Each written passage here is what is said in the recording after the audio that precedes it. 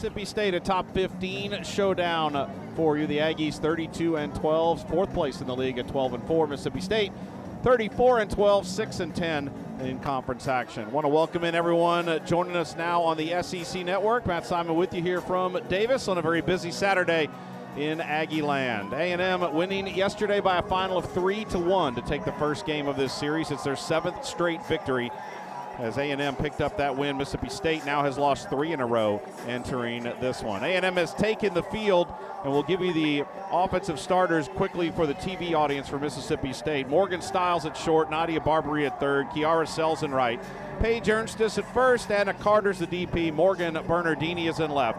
Des Rivera will catch, Gabby Schaefer's at second, and Kinley Keller is in center field. There's a look at your starting lineup for the Bulldogs, who come in with a .289 team batting average, 52 home runs, hitting just .213, however, in league play. And in charge of trying to keep that number down this afternoon, Sydney Lessentine in the circle for the Aggies. The sophomore out of Alamogordo, New Mexico, is 12-3 on the season with a 3.13 earned run average. This is her 19th start, 29th appearance. She's thrown 105 innings, 91 hits, and she has struck out 88 in those 105 innings. Opponents hitting just .230 against Sid. We saw her at the end of the Baylor game on Wednesday night in Waco. She threw the final 3 innings. She allowed 3 hits, no runs, and got the 3-inning save. And that pushed Texas A&M to that victory, the 10-3 win over the Baylor Bears. As a look at Sid, she gets ready to go here and trying to pitch the Aggies to a series victory. Weather for you today. It is cloudy. We might see some spitty drizzle, maybe some light rain during this game, but nothing that's going to preclude us from playing. The wind has shifted. It is currently blowing in, not by a lot. That's going to pick up as the game goes on, as the temperature will slowly drop. We're sitting in the low 70s right now, but that will have a little bit of effect on this game. All right, here we go. Morgan Stiles to lead it off for the Mississippi State Bulldogs. And the first pitch of today's game is a strike called, and we are underway. Morgan Stiles, Nadia Barbary, and Kiara Sells for the Bulldogs. Stiles, a right-handed hitter, sophomore out of Athens, Alabama. On the season, a .333 hitter, 2 homers, and 16 runs driven in. And that's a strike. Lessentine with a little bit of an off-speed there, 67, as she took just a tiny bit off of it. And quickly the count is 0-2. That is Chad Spittler, by the way, behind the plate. Jonathan Hand is your first base umpire. Chelsea Clark, who had the plate last night, standing over at third. The pitch in on the hands, popped up into shallow right center field. Talon Edwards ranges out and makes the catch for out number 1. Aggie defense, the same as we're used to seeing. That's Paisley Allen in left, Kelsey Mathis in center, Frankie Brogel in right. Talon there at second base. On the left side of the infield, Kennedy Powell, KK DeMint. Right to Talon's left, it's Michaela Wark at first, and then Ariel Kowalewski behind the plate. So one down here is Nadia Barbary. 2 big power hitters right here in the 2 and 3 spots of this state lineup for Samantha Ricketts. Sid starts her with a strike in the lower part of the zone, 1-0. Barbary, right-handed hitter, power hitter, senior out of Douglasville, Georgia. The veterans hitting .345 on the season. That's second on the team, 11 homers, and a team best 34 runs driven in for State. Line drive just past KK DeMint and into left field. Barbary got out in front of that one. And that gets away from the Aggies on the infield, and she will be heads up and take second base. Little sloppy defense for the Aggies, and State with a runner in scoring position here with just 1 out in the first. Not a bad pitch on the outer half of the plate. Barbary got out and ripped it. And Paisley Allen, who threw the ball in. Too wide of the bag. Nothing Talon Edwards can do there. A little lackadaisical from left field there. And that is a bit uncharacteristic for Texas A&M. So now, runner at second, 1 out for Kiara Sells, the right fielder, who swings and misses at a rise ball. Sells, a senior out of Jasper, .385 hitter, leads the team with 12 doubles and 13 home runs. She also has 29 runs driven in.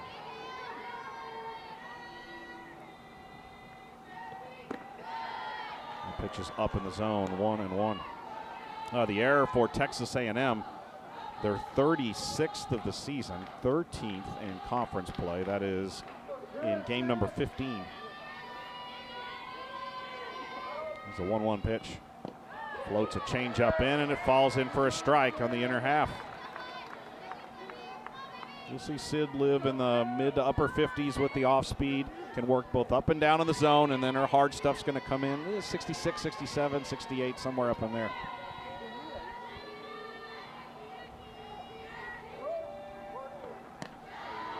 Overthrows the rise ball. That is high. 2-2 the count. Nadia Barbary on at second base after a hard single to left and a throwing error on the ball getting back into the infield.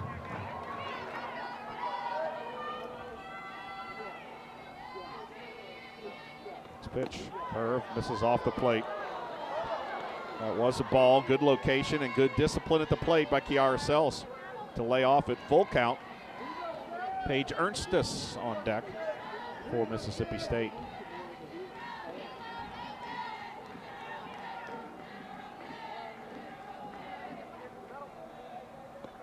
Change up, flared deep but foul into the left field corner.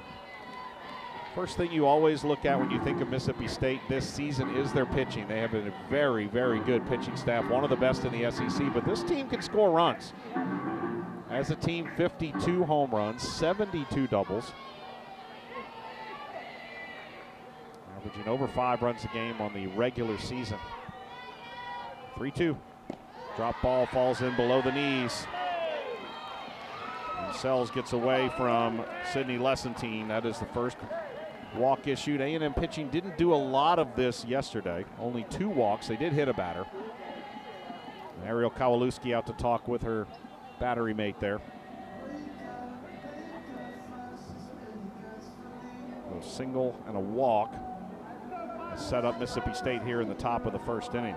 Yesterday, Sydney Peters was through the first inning in 6 pitches, so a little different start to this one. Here is Paige Ernstes. We did not see her yesterday. Sophomore out of New Palestine, Indiana. 20th start of the year, 153 hitter with a homer and 11 runs driven in. Fouls the first pitch off here to the right side. If you're watching first time a game here at Davis Diamond, pretty traditional dimensions, 200 down the lines, 220 to center, really fair ballpark, pitches well, hits well, and a lot of foul territory down both lines here. The teams and pitchers can take advantage of. Here's the 0-1. That misses off the plate. A&M alone in 4th place with 3 series to go. OU leads the league, Alabama in 2nd, Florida in 3rd, and then Texas A&M a game ahead of Tennessee, who is out of league this weekend in 4th place. That's a strike at the knees.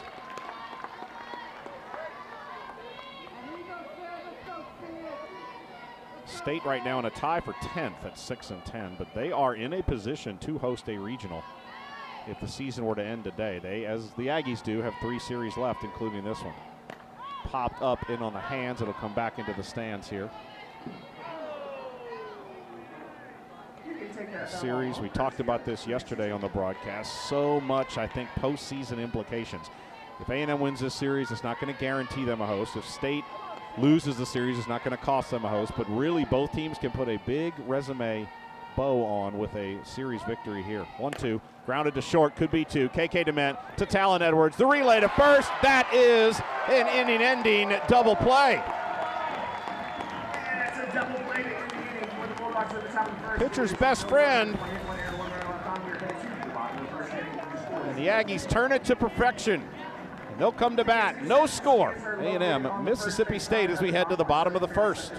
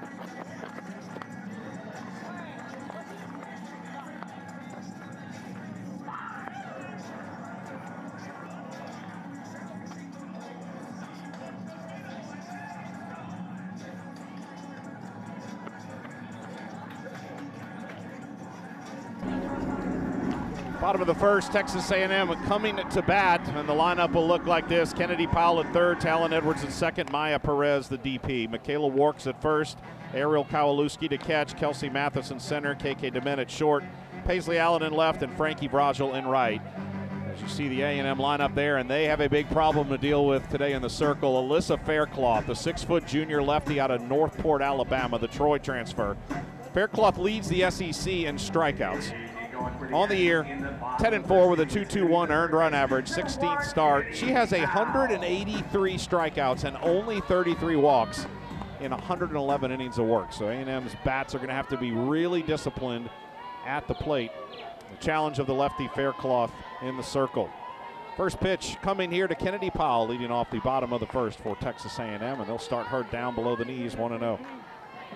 KP 0 for 3 yesterday, 424 hitter on the season with a homer and 22 runs driven in. What a spark plug she has been all season long for this Texas A&M offense, which is the second best in the league in conference action. That's a strike inside corner at 63 miles an hour. A&M 322 as a team in 16 conference games. They've hit 20 home runs and 22 doubles. Yesterday, A&M hit 2 home runs and just missed 2 more. This one slapped in the air to shallow center field. Long run and a diving attempt by the center fielder. Did she get it? And she did. The home plate umpire calls it from the circle. Third base umpire Chelsea Clark didn't do a thing, and she was the closest umpire to it. So a nice catch there by Kinley Keller in center. She comes racing in, and she kind of dives forward and kind of falls on top of it. And yeah, looks like she got the glove under it, trapped the ball between her body and the glove as she kind of rolled on top of it. That's a nice play by Keller in center for out number 1. Here's Talon Edwards, who takes the first pitch for a ball. Senior from the Oklahoma City area, the Oklahoma State transfer, 351 hitter on the year. 4 homers, 30 runs driven in. Flashes bunt, takes the bat back, and a strike is called on the outside part of the plate there, 1-1. Lefty-lefty matchup here. The Aggies had trouble, the lefty out of the pen yesterday for State, Delaney Everett, who's coming back from injury. 3 innings, no hits. Check swing grounder foul, third base side.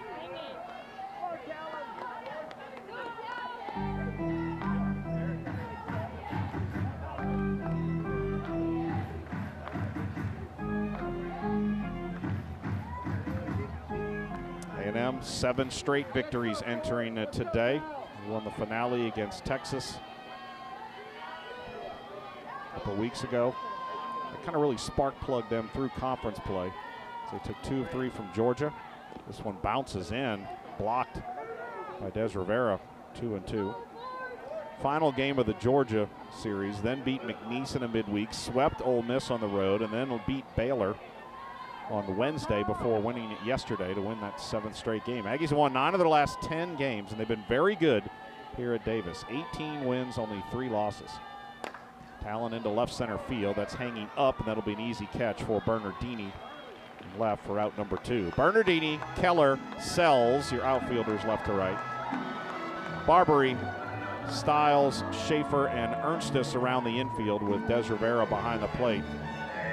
Mississippi State, 5th in the country in defense. Only made 21 errors all season long. That really has helped this pitching staff, no question. 2 outs, here's Maya. And she takes the first pitch down for a ball, 1-0. 455 hitter, 15 home runs after hitting a solo last night, 43 runs driven in. That home run, her first in conference play since the first weekend. High and outside, 2-0. These teams have really been working around her. She's already set the school record for walks in a conference season. Maya has 23 walks in only 16 games. 2-0. That is taken and called a late strike there at the knees, 2-1. No score here in the bottom of inning number 1. These 2 teams will conclude this series tomorrow at 1 o'clock here at Davis Diamond. 2-1, change up. And Maya's way out in front of that one. That might be the first change up we've seen today from Alyssa Faircloth. Came in at 54 miles an hour.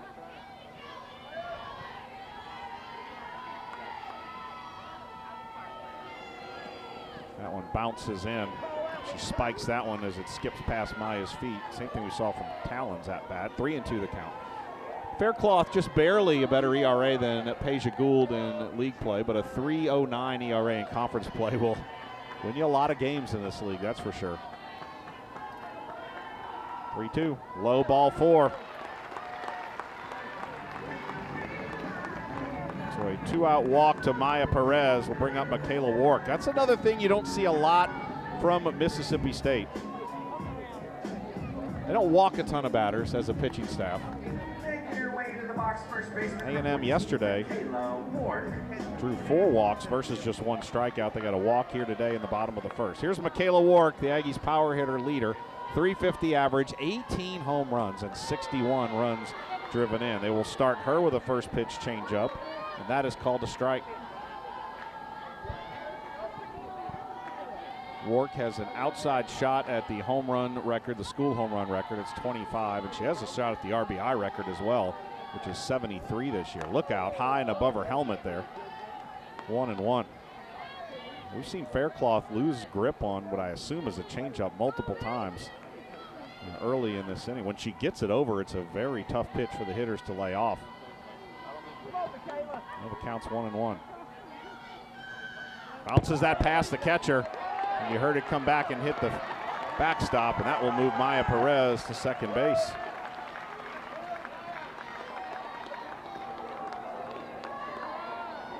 Faircloth's 12th wild pitch of the season. A little wild in that circle, and we've seen it early. Again, skipped a few in. Now a runner at second with 2 outs. Keep seeing Faircloth going to the dirt to kind of rub her hands on it. It is a very sticky, humid day right now. 2-1. Checker swing on the changeup well off the plate. The count's 2-2. And again, now as you see, the batters are having a really hard time picking up this change out of the hand of Faircloth. If she gets it anywhere close to the plate, A&M's having trouble with it. There's Jeff Harger, Aggies associate head coach, talking to Michaela Wark.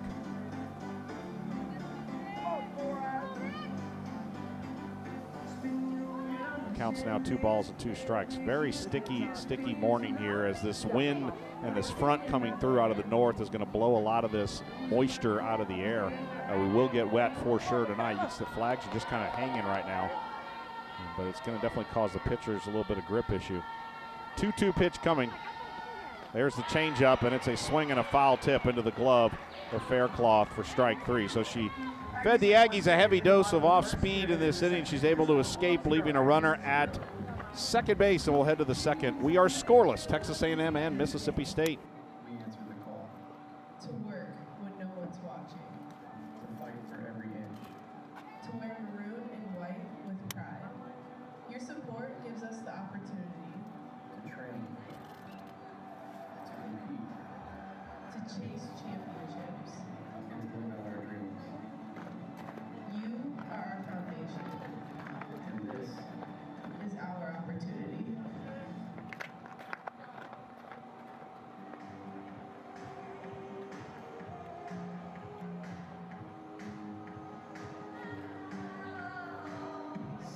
All right, fans, let's take a look at the video board as we check out the 12th man presented by Slowfox Fix, the official sauce of their Texas A&M athletics. And then acting Not yet. Are you ready? 1957. Oh, it is, yeah.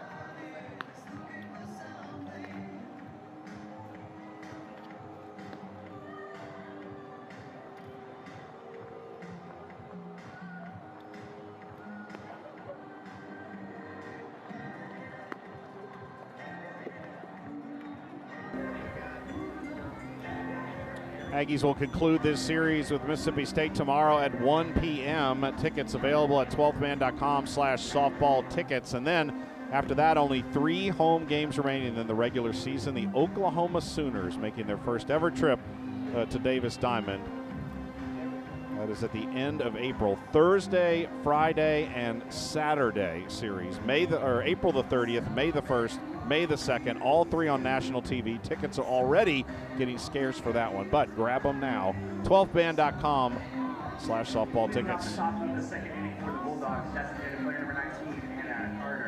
Those scores, we head to the top of the second inning here. Anna Carter will lead it off, the 5-hole hitter. Morgan Bernardini and Des Rivera due up. Left-handed hitting Carter.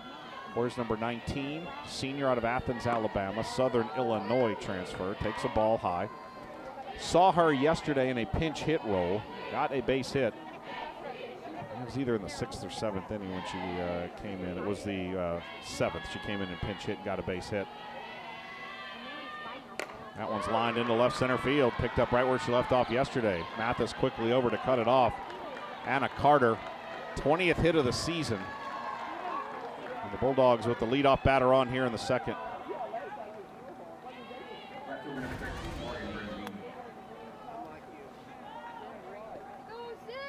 Nice job of hitting there. Yesterday, State didn't get the leadoff batter on until the 4th inning. They did in the 4th, they did in the 5th and scored, and they did in the 6th and they did not score.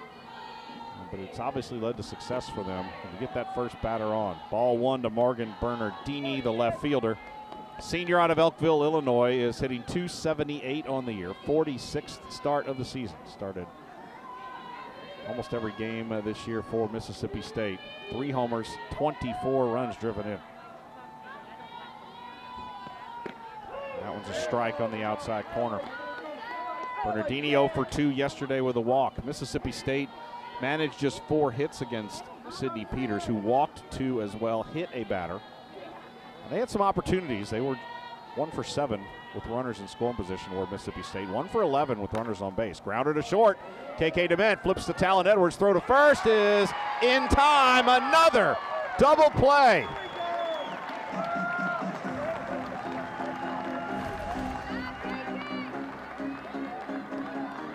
A routine chopper. Talon Edwards has a very strong arm at second and got the throw to first. I don't know that the Aggies have turned 2 double plays in a game this year. If they have, they've done it maybe once. Well, that is a rare sight there. That is double play number 13 on the year. 2 outs. Des Rivera, a little check swing flare, and it'll fall 2 feet foul down the right field line for strike 1. Des, a senior out of Chino, California. .269 hitter. She's the catcher today. 3 homers and 18 runs driven in. If you were with us yesterday, we're talking about how she got to see Eric Leba, our assistant coach, before yesterday's game. There's a strike called, 0-2. She played at Oregon State when Coach E was coaching at Oregon State, so they got to catch up a little bit after hitting yesterday. Such is the era of the transfer portal. 0-2. And on the hands, flared foul left side.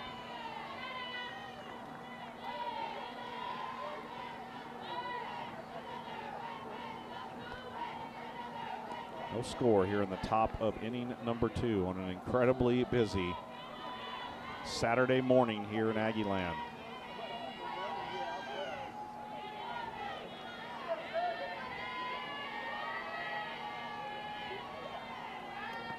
Change up line, foul. Over here to our left at the Mitchell Tennis Center, the SEC tennis tournament is going on. The semifinals are being played right now because of this weather. And both of these schools are in them. Mississippi State is playing LSU, and Texas A&M, who pulled off a big win over Oklahoma last night, is facing Texas. That is going on right over here to our left, and the maroon and white spring football game at Kyle Field over in the distance to our right. 0-2, jam shot popped into shallow left field. That will be dropped, or not dropped, it dropped right in front of Paisley Allen, who raced in, dove at it, and it just short hopped her glove. It will drop right in front of her there as Rivera manages an 0-2 bloop single to left field. That's the 3rd hit of the game for the Bulldogs. 2 hits in the inning.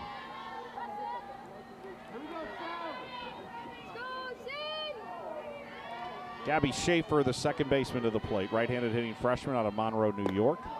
Starts her off down and in for a ball. Schaefer, 28th start of the season, .259 hitter, 4 home runs, 9 runs driven in. 7 of her 15 hits on the year are extra base hits, 3 doubles and 4 long balls. Rise ball got her to swing and a miss.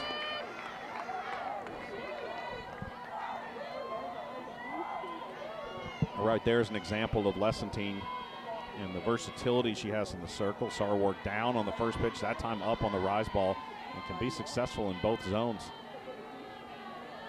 1-1, and that's a strike called at the belt on the outside corner.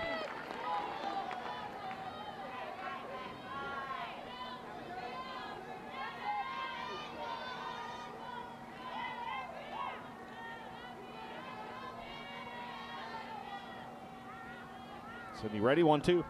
Just got the end of the bat on it. Fouled off. And again, when you're able to get ahead in the count, we mention this all the time. If you're watching on TV, look how far out that pitch was. And Schaefer has to protect with 2 strikes because she's down in the count. When you're ahead in the count as a hitter, you can lay off some of that stuff. It's 1-2. A beautiful changeup way out in front of that. Swung on and missed. That will end the inning for Sydney Lesentine. First strikeout of the game. Broke that one off and got Schaefer way out in front to end this second inning. No score, middle of 2 here at Davis Diamond. All right, fans, it's time to play Mystery Singer, presented by Raising Cane's. We are joined today in section 104.5. They're going to see 2 mystery singers from the Aggie softball team will have to correctly guess who they are. If they are able to guess the mystery singers, they will walk away with a prize courtesy of Raising Cane's. All right, let's see our mystery singers.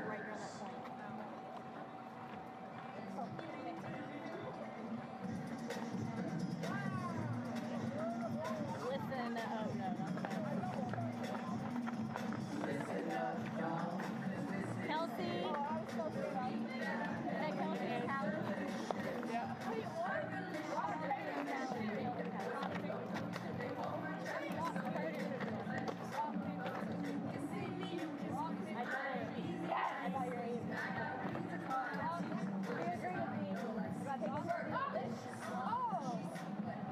Okay, you're going to see some options on the screen. Is it A, B, or C? She says it's A. Let's see if she's correct. It is A. Congratulations, we have a winner. You're going home with No dinner scores. and We head to the swag. bottom of the second inning here. Texas A&M, Mississippi State in a top 14 showdown in SEC action. Get you caught up on the league scores from last night. Tennessee out of league play. Texas and Georgia open their series tonight in Athens at Jack Turner. So we had, other than this, 5 other games in conference play yesterday. We'll go over those scores here in just a bit. Ariel Kowalewski, Kelsey Mathis, KK Dement to lead it off here in the second inning. AK, the catcher, will step in. The sophomore out of Richmond, Texas, hitting .409, 15 doubles, 7 home runs, 33 runs driven in. Outside for a ball. AK got a base hit yesterday in her first at-bat of the game. That extended her hit streak to a season-best 11 games. She's hitting just a shade under 500 on that stretch. 1-0 strike on the lefty-lefty matchup. South Carolina opened a series at Missouri with a 5-2 win last night. We will be in Columbia, South Carolina, that is, next weekend. It'll be the Aggies' final SEC road series of the year. That comes in and hits AK on the lead foot. Just have to trot that one off. Faircloth has thrown, I would say, about 3, maybe 4 pitches across sort of the ankles of the left-handed batters when she's losing grip on that changeup, and that time she got AK, who was walking it off over at first base, and of course hearing it from Russ Heffley, Aggies' assistant coach over there. I think half the time they don't enjoy getting hit because they know they're going to get ribbed by Heff over there at first base. Here's Kelsey Mathis, sophomore center fielder to the plate. Takes a drop ball low. Kelsey is a .341 hitter. 4 homers, 24 runs driven in.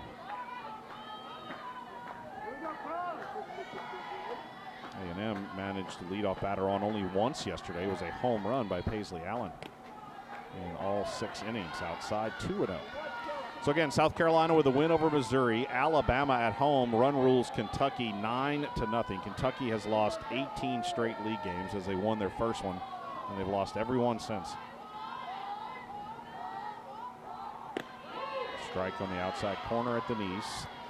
Florida at home run rules Auburn at 9-1 in 5 innings. Oklahoma outslugs Arkansas in Norman 8-7 the final last night, and then LSU rallies a grand slam late, beats Ole Miss in Baton Rouge 6-4. Low on the drop, 3-1 the count.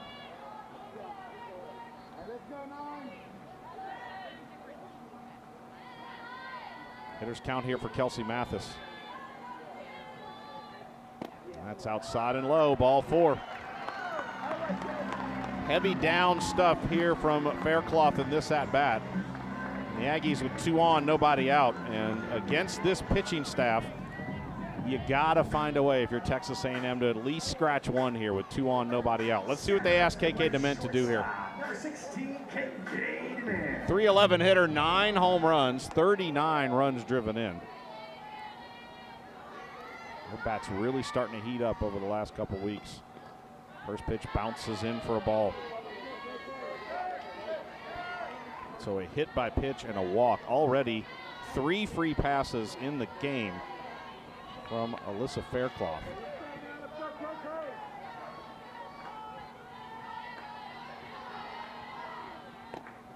That one is down. 2-0 the count. Mississippi State, you never know in softball, but they already have a pitcher up in the bullpen as Des Rivera up to talk with her pitcher. 17, Layla Ammon, a sophomore, throwing down there. She does have 8 innings of work in SEC play. Sometimes they're just throwing to stay warm. Sometimes they're throwing because they may come in. Faircloth and Gould have eaten the very bulk of almost all of the innings for Mississippi State in conference play. 2-0 the count. 3-0 as that one's low. Coming in today, Faircloth and Gould have teamed to throw 95 of the team's 107 innings in conference play. They are the workhorses. A&M kind of in the same boat too with the Sydneys, Peters and Lessentine. That's a 4-pitch walk, and she's just loaded the bases for Maddie Sawney. And let's see if they go and get Sawney, or they go get, or they let Paisley hit here. And Taryn Mowat-McKinney, the pitching coach, out to talk with her pitcher here. There's the bases juiced and nobody out. What an opportunity here for Texas A&M in the 2nd inning. Jeff Harger talking to Paisley Allen, so I'll give her the chance to hit here.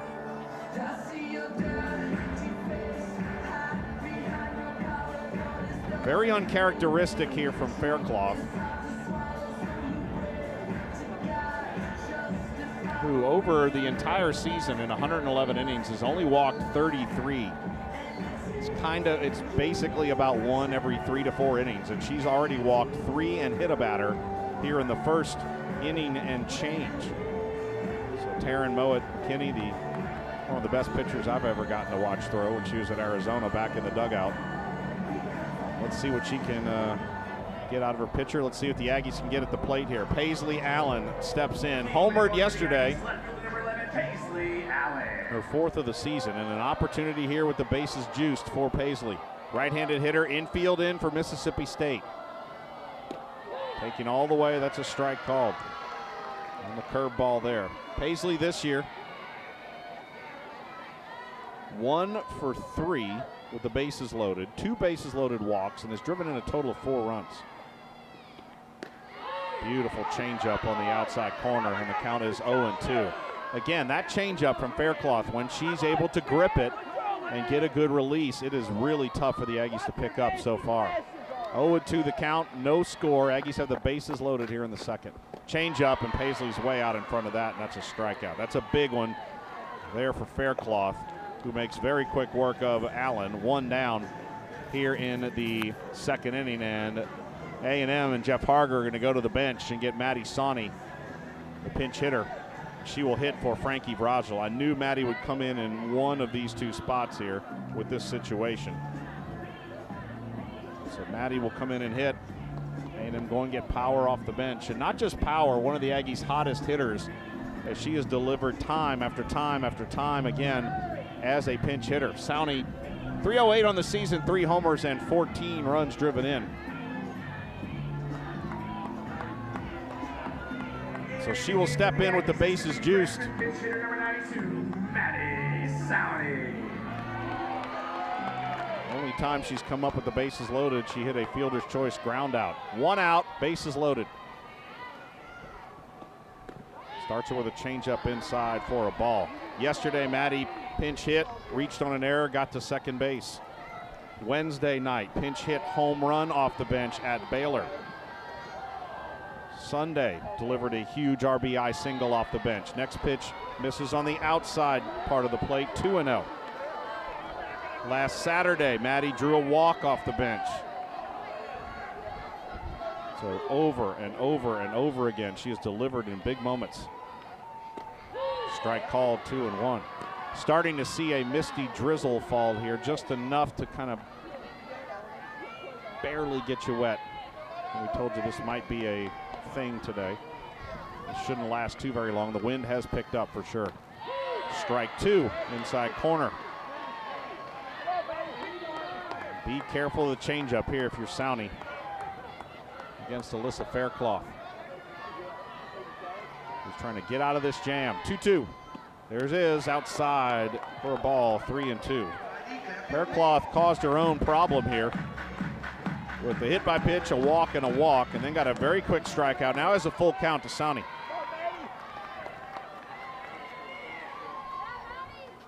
And that's outside, ball 4. Bases loaded walk, and the Aggies are on the board. Maddie Sowney once again finds her way on base. Drives in a run.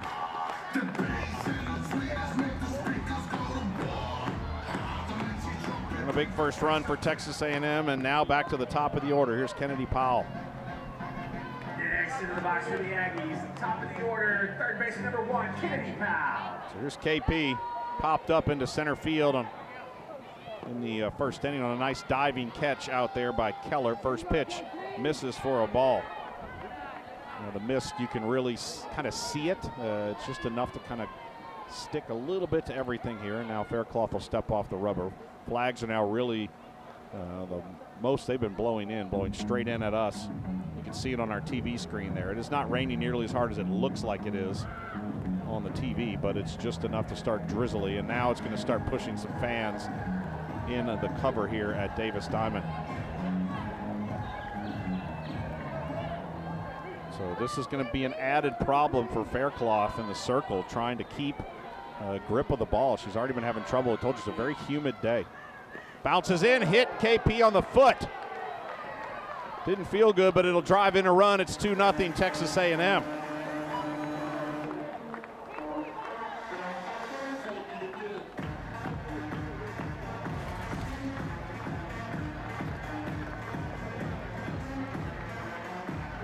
So hit by pitch, walk, hit by pitch. A&M has not even taken their bat really off the shoulder except for the strikeout. Trisha Ford and Tori DiMatteo, our trainer, coming out to check on Kennedy Powell. That's the same foot that I think she tweaked on yesterday running to first base. So they're checking to make sure she's okay, as that ball skipped in from Faircloth.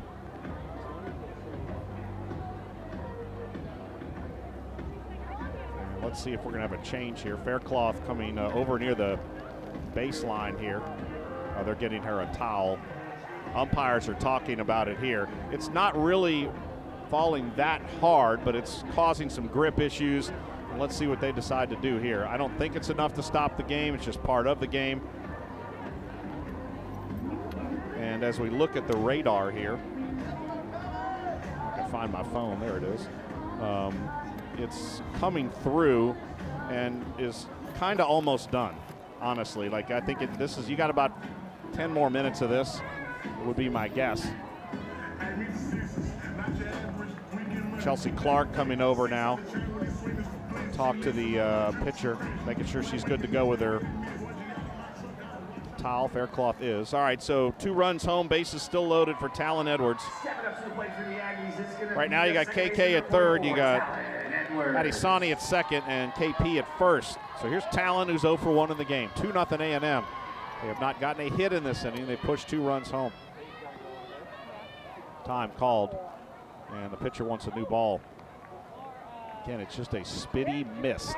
It is not nearly as hard as what it looks like if you're watching on the network, but it is definitely enough to cause the pitcher's problems. First pitch outside for a ball. Talon this year with the bases loaded, 2 for 4. 3 walks, 8 runs driven in. You see Faircloth having to go to that towel a ton this weather. 1-0, drop ball misses.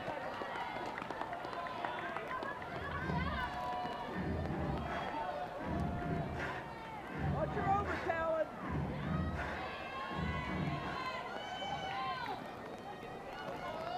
Two and 0 the count. 3-0 as that falls in low. I really don't feel like she's getting squeezed. She just keeps missing the zone and she wants another ball. I get it. It's misty, it's sticky out there. Most walks that Faircloth has had in a game this year entering today. 4 on Sunday against Arkansas. Had 4 against UAB back in mid-March. Time call, and the home plate umpire is going to come over and talk with the other umpires here. It'd be disappointing if they decide to stop it here, as this rain is almost over. It's now picking up just a tiny bit more here. And the umpires are going to send Mississippi State off the field. That's disappointing if you're A&M. It's not raining that hard, but we are getting in a weather delay. And then based off the radar I'm seeing, the grounds crew pulling the tarp out, they'll probably have it on for 10 minutes and then they'll take it off.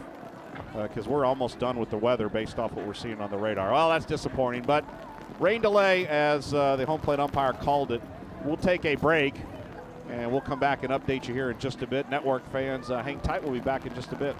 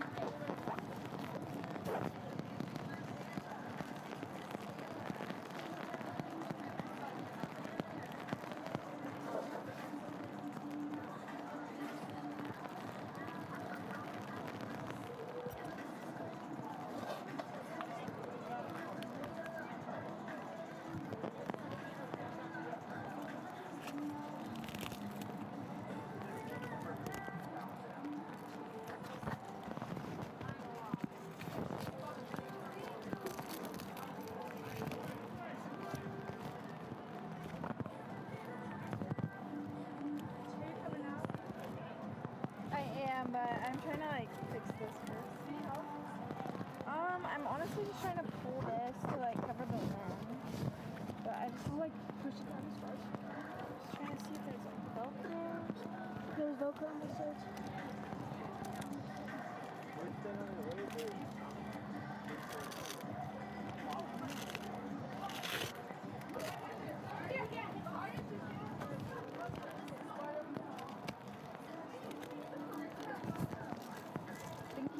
Yeah, of course. Hopefully that works. Oh, it just...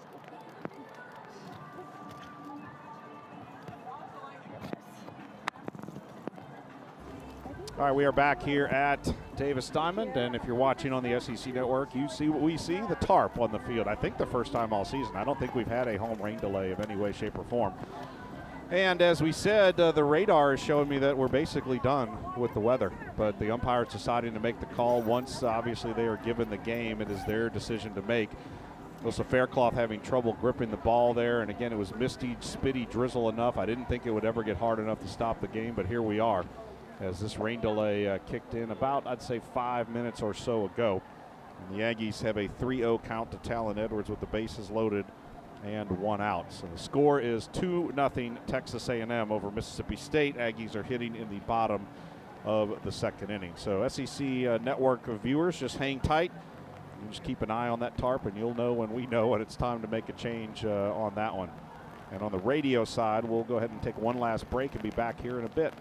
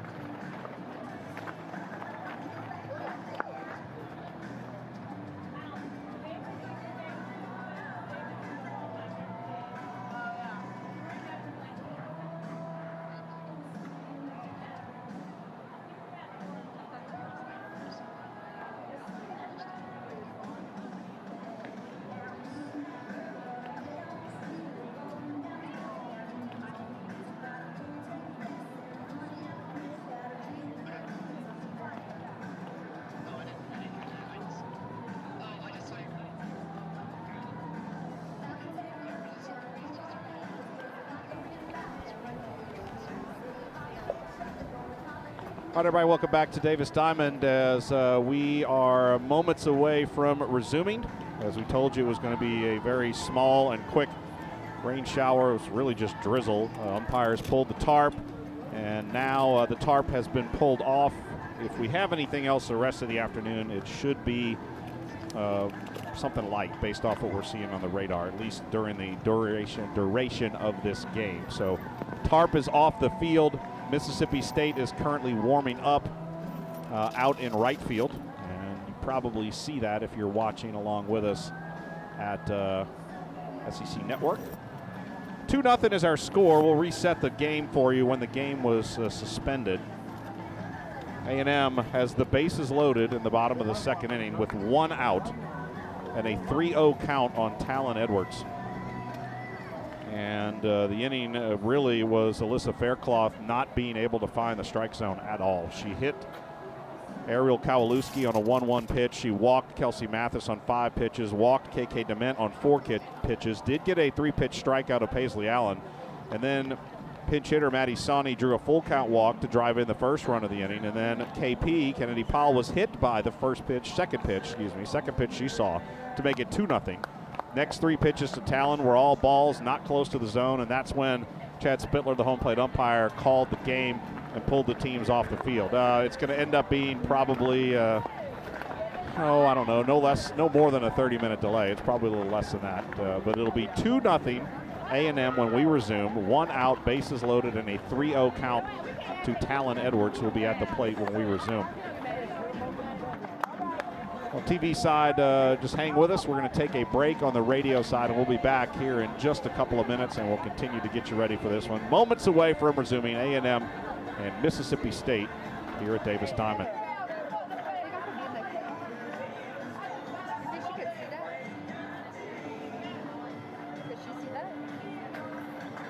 Can you see us in there? Yeah. It's just like super low. Dang it. Wait, I want to see what it looks like. Like, I can't.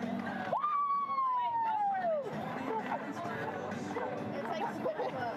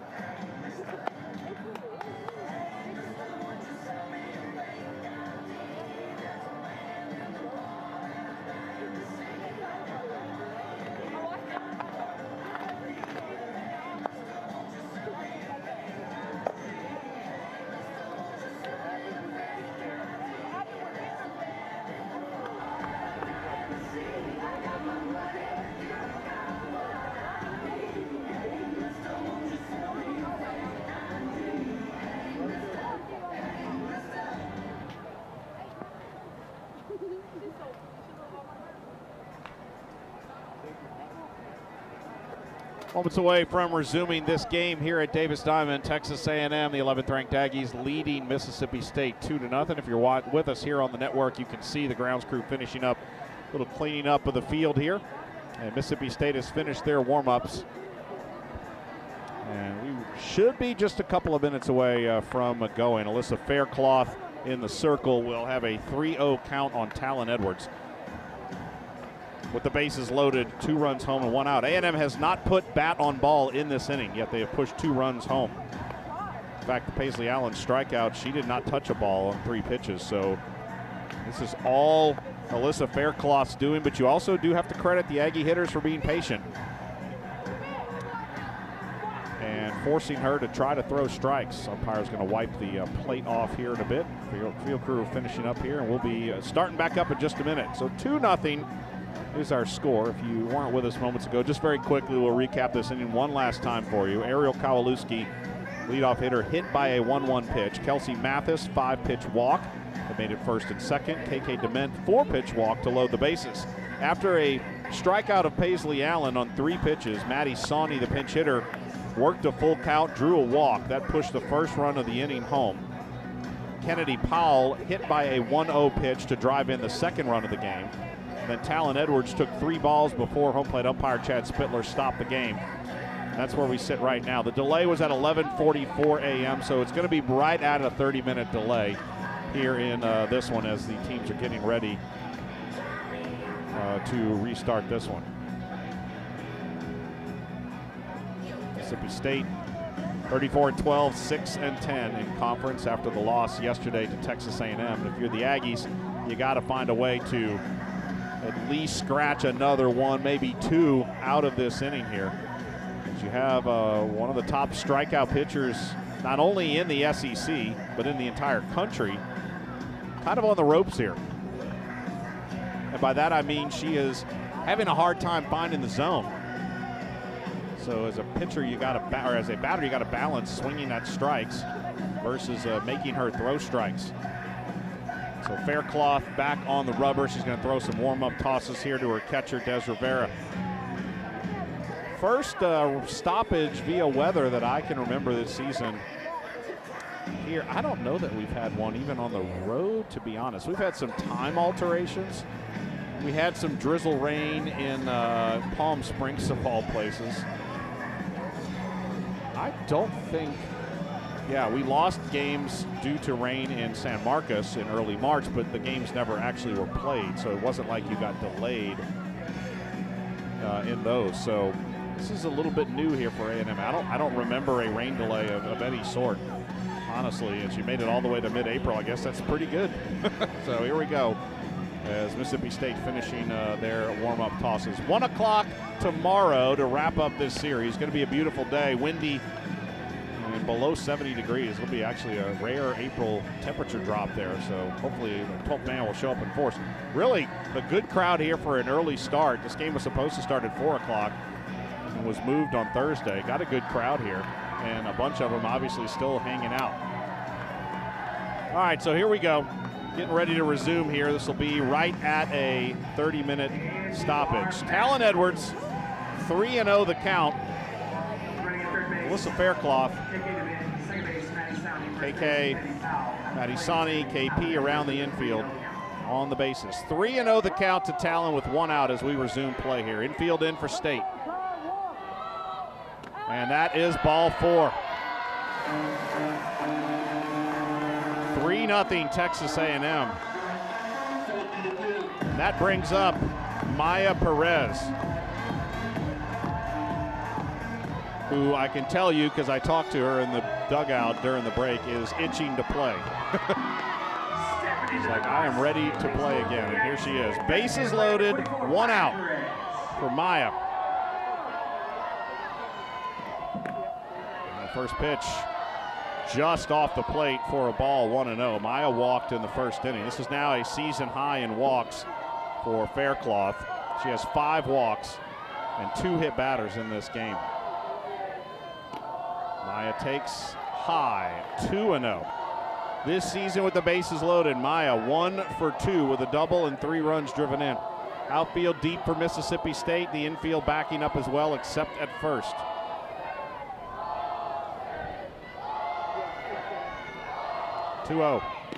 Taking all the way, and that is a strike. Incredibly uncharacteristic here for Alyssa Faircloth.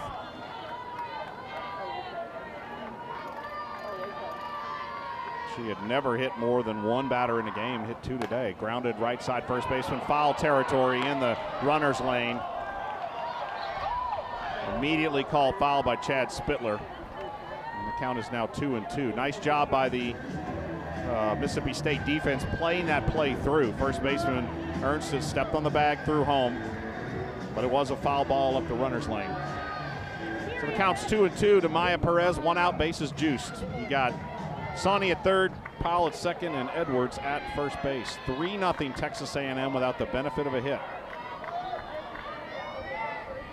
Changeup, cued foul. Might be the first, it is actually the first 2 times that I think we've had a bat on ball in this inning. These 2 foul balls. Big moment early here in this one. Down for a ball, nice block by Rivera behind the plate, and the count is full, 3-2. On deck is Michaela Wark. This is the 8th batter of the inning for Texas A&M. Lefty-lefty matchup. Big pitch coming here. 3-2. Change up and a beauty, and got a big swinging strikeout. Third strikeout of the game for Faircloth, and we talked about it. We've talked about it all game. If she can locate the changeup, it's a problem. But she's had a very hard time finding the zone with the changeup. That time she did and got a huge strikeout of Maya. Not out of the woods yet. Here's Michaela Wark. First pitch is down for a ball, 1-0. Mick struck out swinging to end the first inning with the bases loaded this year. She is 3 for 5, 2 grand slams, 15 runs driven in with the bases loaded. Changeup floats in for a strike on the inside corner to the Aggies. First baseman Michaela Wark. Gotta go across the plate.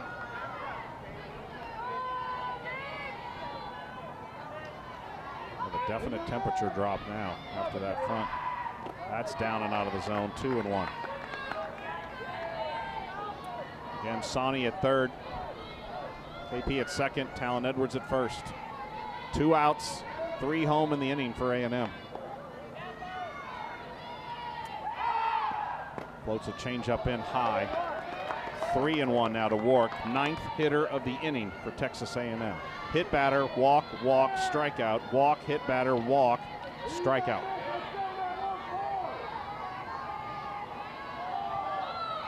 That is a curveball. Wow, called a strike. That was way off the plate. And you got to credit Des Rivera. She pulled that from the chalk of the left-handed batter's box and got the strike call. 3-2 the count now. Runners will be moving on the pitch. Changeup grounded left side, picked by the third baseman.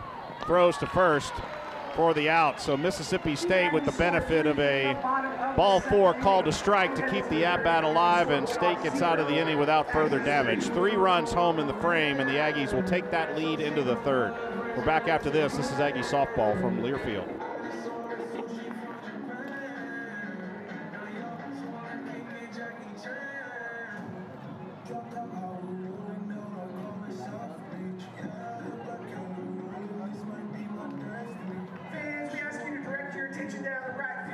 Several Aggie softball alumni that have come back home to Davis-Diamond this weekend.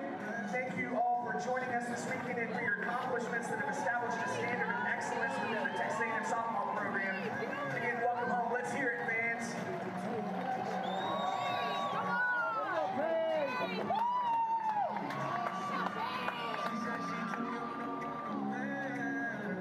So she gon' call her friends, now that's a plan. I just saw that sushi from Japan.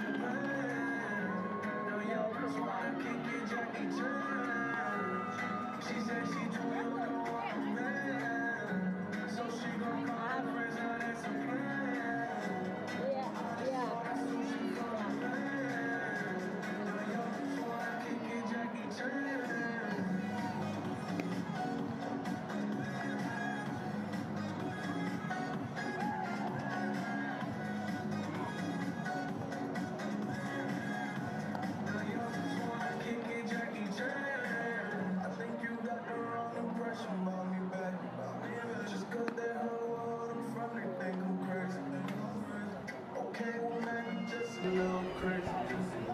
3-0 Texas A&M leads Mississippi State as we head to the third inning. Across the street at the Mitchell Tennis Center, they as well have to deal with this weather, and they are in a delay. Texas A&M and Texas in the SEC tournament semifinals. Mississippi State, LSU in the other semifinal. They are in a delay. They will not resume before 2 p.m. over at the Mitchell Tennis Center. Keep it posted if anything changes. So Sydney Lessentine in the circle now has a 3-run lead, and she'll get 9, 1, and 2 here in the Mississippi State lineup. Here's Kinley Keller, the center fielder, and starts her with a strike on the inside corner.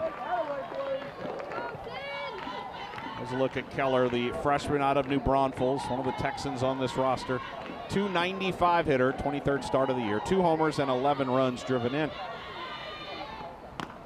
Rise ball checks her swing, and the count is even at 1. Kinley Keller yesterday was in the cleanup spot, went 0 for 3 in the contest. Now down in the 9 spot, but again, a regular, mostly regular starter here for the Ricketts and the Bulldogs. Changeup floats in. Checked her swing, it's a ball just off the plate. 2 balls, 1 strike. Changeup, at least from where I am, it's a interesting from Lessentine. It doesn't look like it has a ton of spin on it. I'll have to ask about that. 2-1. Rise ball hit to left field and pretty well. Paisley Allen will run and catch it just shy of the track for out number 1. Don't know if it would have got out on a normal day. We do have some pretty strong wind now blowing in from left field, but Paisley able to get there for the out. Nice running catch for number 1 here in the third. Here's the top of the order, and Stiles, who's 0 for 1 in the game, with a pop out.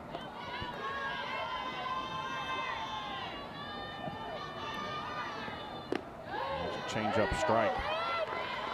Remember, too, Paisley Allen, the Aggies left fielder, is not a natural outfielder.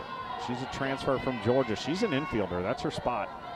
But playing out there where she can help the Aggies the most, and has really settled in, I think, quite nicely defensively. A 1 pitch high and inside, and that'll even it.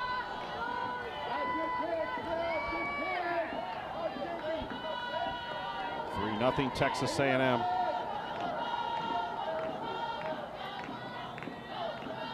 Mississippi State hitting here in the top of the third inning.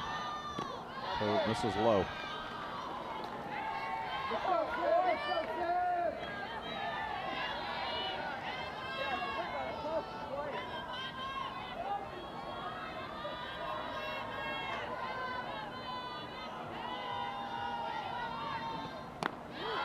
Misses now 3-1 to Morgan Stiles. Stiles, after the pop out in the first, now 1 for 5 in this series.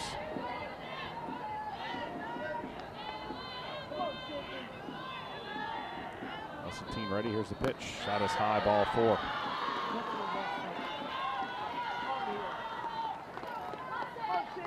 That was the second walk of the game by Lessentine. Comes with 1 out here in the third. Bring up Nadia Barbary.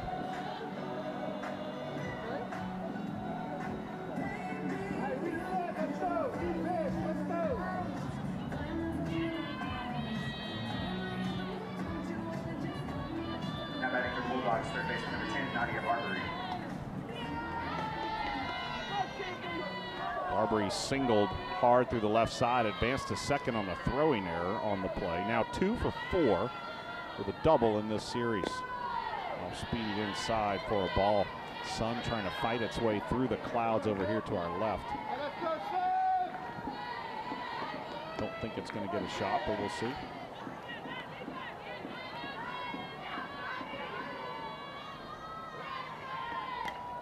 How's that one back?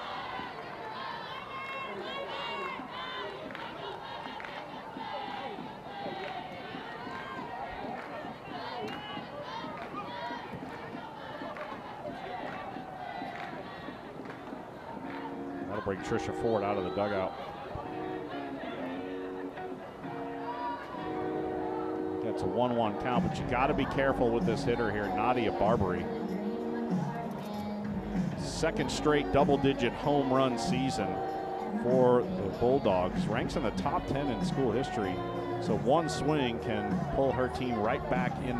They're not out of the game, but what I'm trying to say is a 3-0 lead, one swing, and all of a sudden it's a one-run contest here with a whole bunch of softball left to go.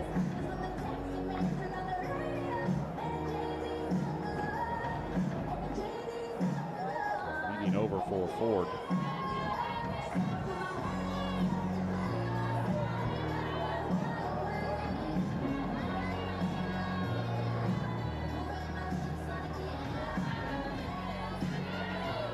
That's a ball and a strike and out. Styles at first base on the walk.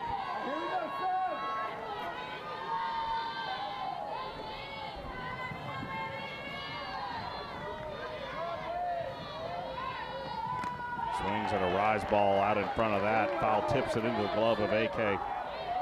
Counts 1-2.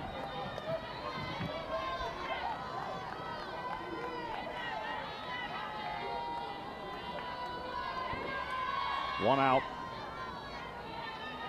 3-0 A&M lead. We're in the top of the third. Rise ball up and in. She says it hit her. She's heading down to first. Umpire says, "Where are you going?" She says, "No, no, no." Time call. Tyler Bratton now to talk with the umpire, and she says she was hit. And they're going to probably challenge this if you're Mississippi State. Chad Spittler's going to call Samantha Ricketts over. I thought I heard something very slight on our crowd mic. That doesn't mean it hit her. It might have. It might have been the glove. The umpires are meeting here. I don't know how the other two could see it, but if you're Mississippi State, I think you absolutely use a challenge here. As there was no hesitation from Nadia Barbary, started to head down to first, and here is Jonathan Hand.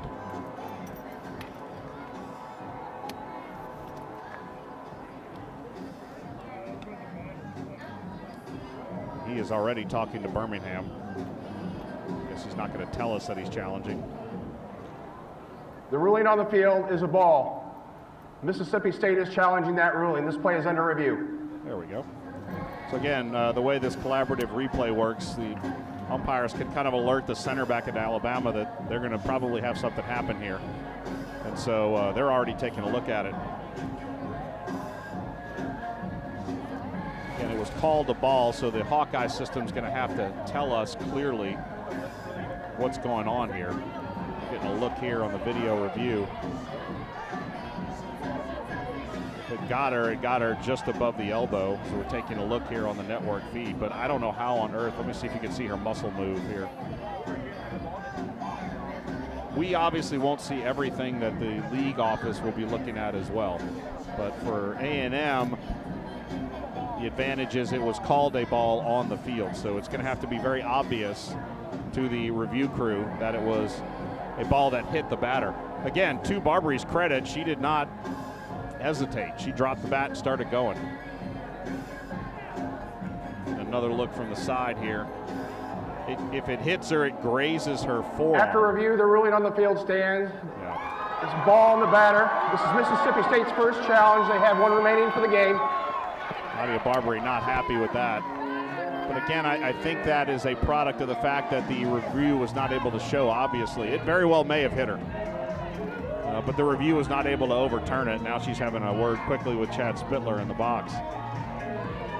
So 2-2 the count. Mississippi State down to one challenge now.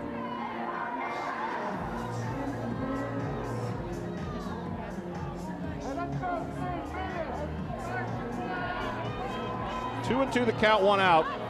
Let's see what Lessentine goes with here.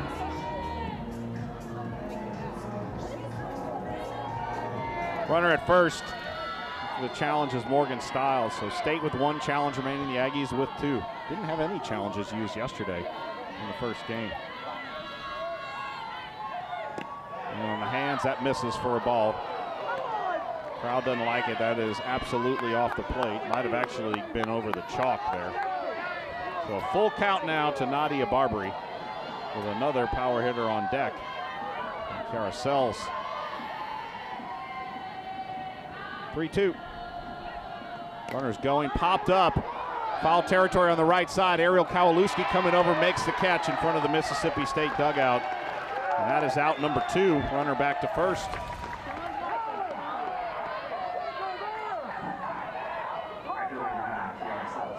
So 2 down now in the inning.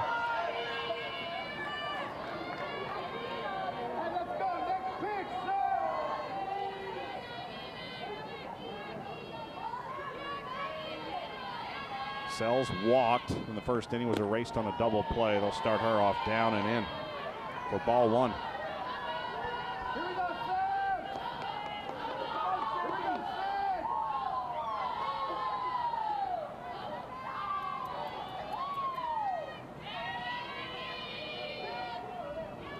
Sells a senior out of Jasper, East Texas product. Changeup taken below the knees, 2-0. Sydney was very sharp in the first inning, has kind of lost that here after the delay and even a little bit before the delay. Trying to get out of this inning unscathed. State has 3 hits, the Aggies have none so far. It's a 3-0 Texas A&M lead. 2-0 way outside, 3-0. That'll bring AK out from her crouch and go down to talk with her pitcher. Yeah, none of these 3 pitches really all that close.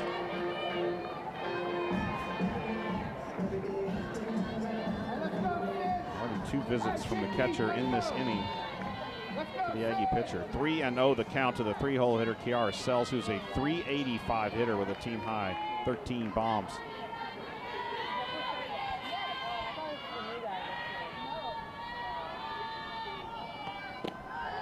And that one is taken, I guess, low. I guess that was low. Trisha Ford has her hands in the air.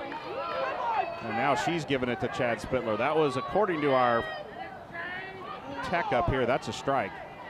Across the knees, it's called a ball, so it's a 4-pitch walk. And now first and second for Paige Ernstis.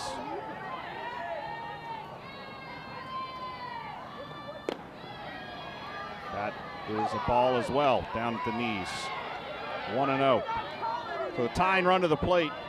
Ernstis grounded into an inning-ending double play in the first inning.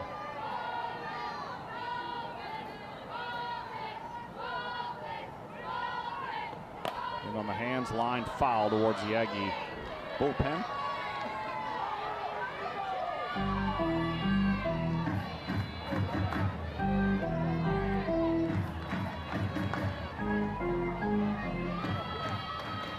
One the count now to the cleanup hitter, Paige Ernstis. Styles at second, Sells at first with 2 outs here in the third. Floats a changeup in, that misses inside. 2-1.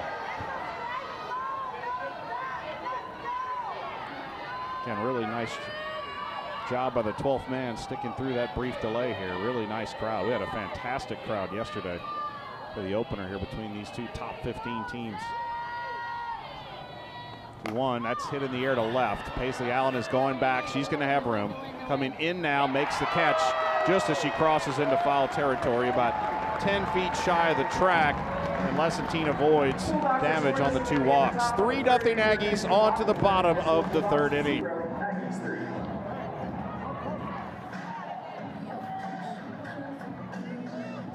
it's time for Ask the Aggies, presented by David Cracker Jewelers. I'm Lexi.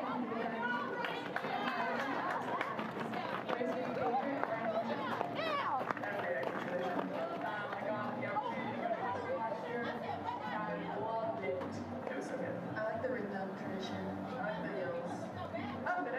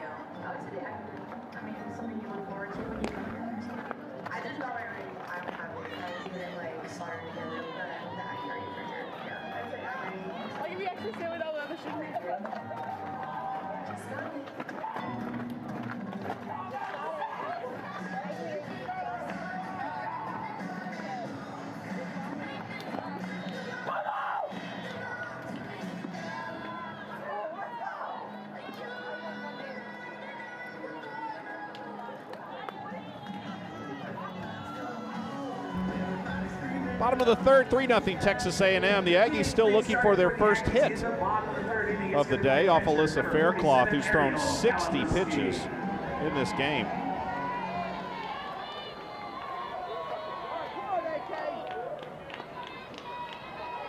In the first, 41 pitches in the second inning. She's got AK, Kelsey Mathis, KK DeMent due up here in the third inning.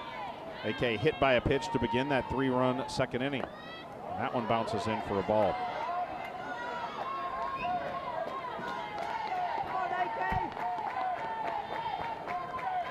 Texas A&M going for their 5th SEC Series victory of the year. They are 4-1 in league series so far. That one misses inside.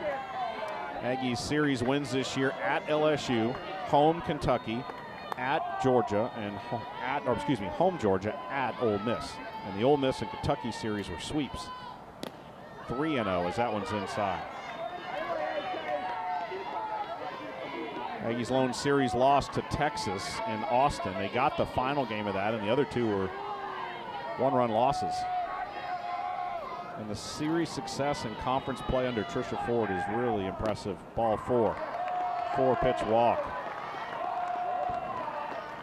Faircloth had walked 16 batters all season in SEC play in 10 appearances. And I believe that's number 6. 6 walks, 2 hit batters in this game. Here's Kelsey Mathis, who walked in the second inning.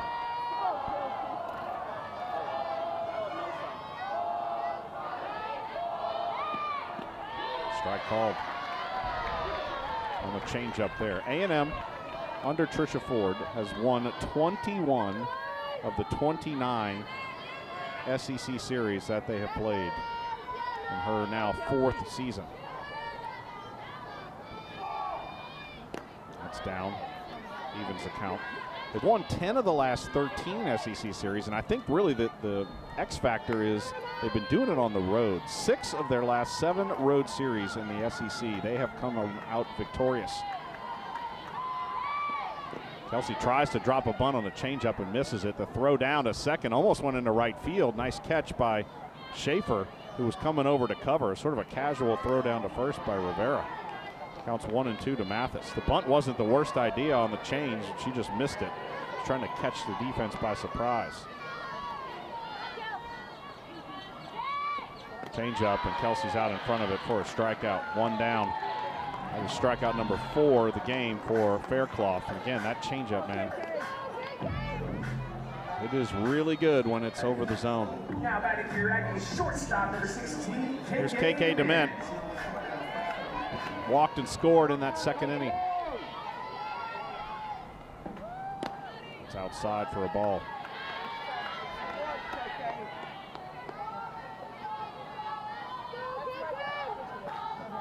Aggies in league series under Tricia Ford, 10-4 all time here at Davis Diamond. Change up inside, 2-0. Last year at home, the Aggies losing a series to Florida to open the year. They beat Alabama, beat LSU, and lost to Arkansas. The Aggies winning all 4 series on the road last year, including one at Georgia and one at Tennessee. KK fouls this off to the right side. That is yours to take home courtesy of the next team. DeMent has really started to pick up the power stroke. 16 homers last year. She hit 2 homers in the finale against Ole Miss, and then Baylor hit one in Waco on Wednesday. That's a strike called at the belt on the inner half, and the count is 2-2.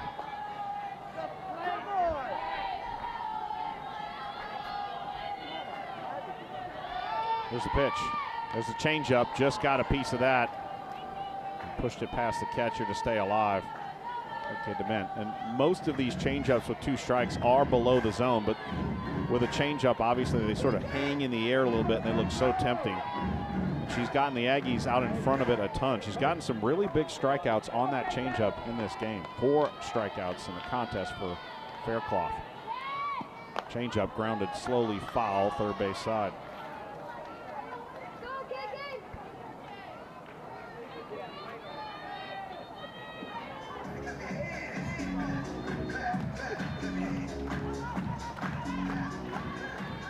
And north wind blowing in from left. Flags basically kind of going straight in towards the Mississippi State dugout. We now dropped just below 70 degrees. It's not going to be a cold day, but that north wind's going to just steadily drop the temperature, and then more rain moves in later this evening. That's the reason for the move of this game. Little flare into left center field. That is down for a base hit. Kowalewski waiting just to make sure it hits the grass. And KK Dement with a 2-strike single. That is the first base hit of the game for this Aggie team. It comes here in the third.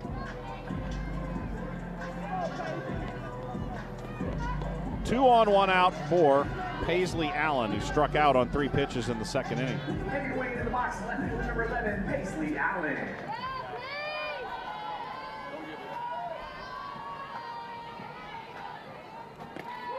First pitch is a strike to the Aggie left fielder. Paisley in league play hitting .229. 3 of her 4 home runs this year have come in SEC play. Drops a bunt right side to the pitcher. Faircloth running over, underhand flip, and just got her by a half step with the second baseman Schaefer covering. That was a no man's land sort of bunt. Nice job fielding her position by Faircloth.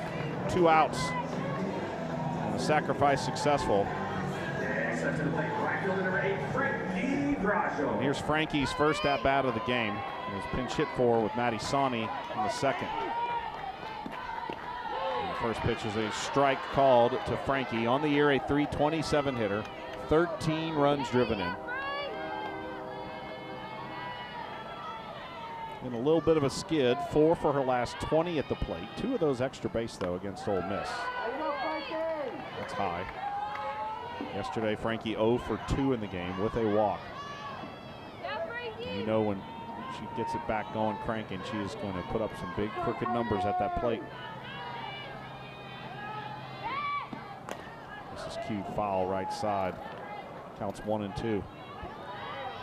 Faircloth trying to escape a jam here, second and third. 2 outs here in the third inning.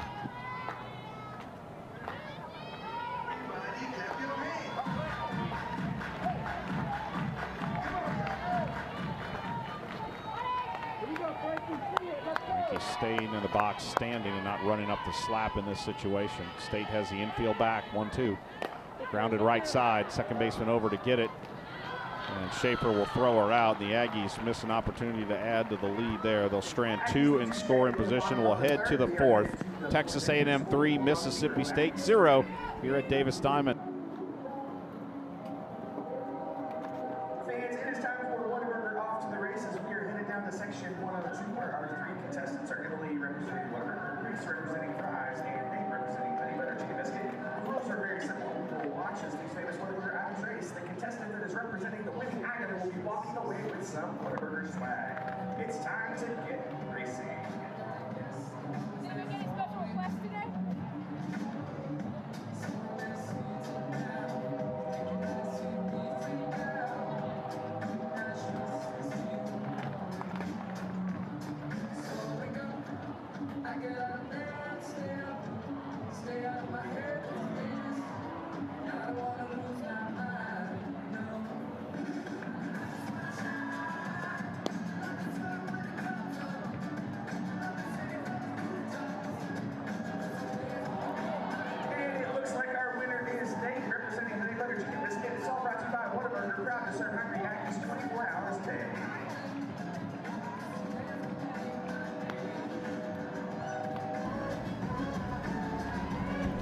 How about Aggie baseball with a 10-4 win last night in Baton Rouge? The Aggies have won 9 of their last 10 SEC games. After picking up that victory, they're now 10-5 in conference play. They will play this afternoon at 4:30 at Alex Box Stadium, as that game was moved up because of weather, as what we're seeing here is working its way east, obviously. So they have moved their game up to 4:30. A&M and LSU. Baseball will be back at Bluebell Park on Tuesday, 3 o'clock against UTSA. That's Aggie Muster Day, and so that game will play at 3 p.m. PulpMan.com/baseball tickets. Get your chance to see your Aggies.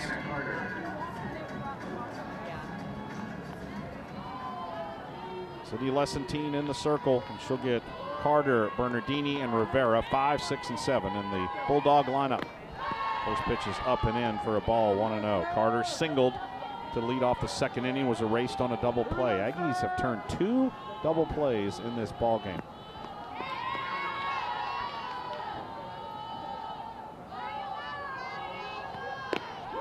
Strike on the inside corner. Mississippi State has fought and clawed their way through a brutal SEC schedule this year to this 6-10 record.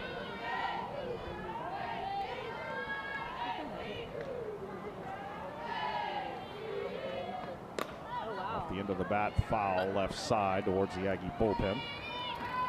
Counts 1-2. Lost 2 of 3 to begin league play at home to number 1 Tennessee. Went on the road. Lost 2 of 3 at number 13 Georgia. Took 2 of 3 from number 23 South Carolina at News Park.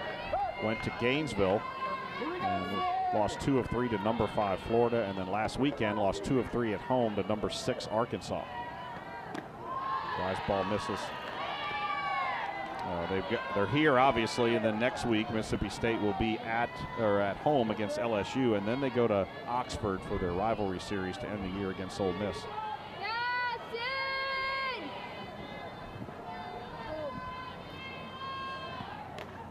Changeup, just got a piece of that, flipped it back onto the net. Lessentine 55 pitches through the first 3 innings of this ball game. Here we go, Sid. Let's go. Next hit.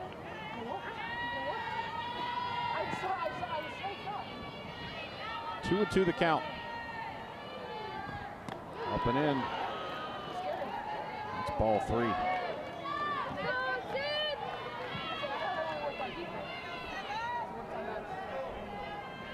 Obviously, Faircloth's been struggling with the zone. Lessentine in this game has 3 walks against just 1 strikeout. 3-2 pitch coming. Popped up left side of the infield behind third base. Wynn pushing it into foul territory. How about that little running basket catch by KP over her shoulder? Told you the wind's blowing in.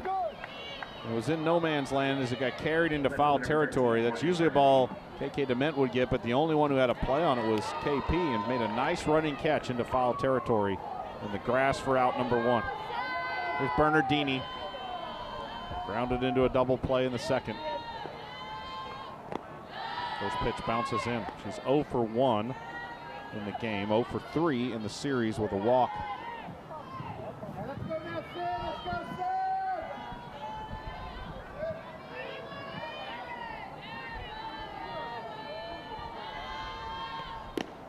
Sid. Strike called.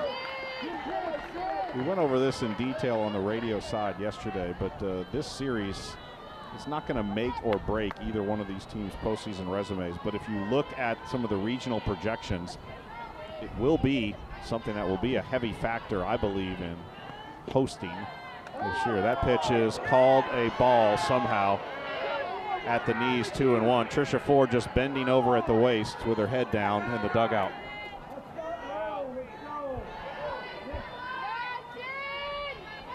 That ball, according to our system, was a 1.5 to 2 balls into the zone. 2-1. Grounded left side. KP has it in the hole, ranging over towards second, throws to first for 2 outs. Neither coaching staff all that thrilled with the zone here today. 2 outs.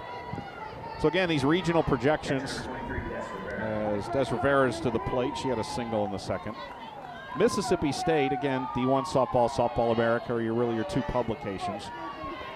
Mississippi State is, as of this moment, according to both publications, hosting a regional at News Park. There's a strike called. They both have them as a 12 seed, and their resume definitely warrants it. RPI and some of their big strength of schedule and conference play and all that have them hosting. The Aggies hosting in one projection, not hosting in another.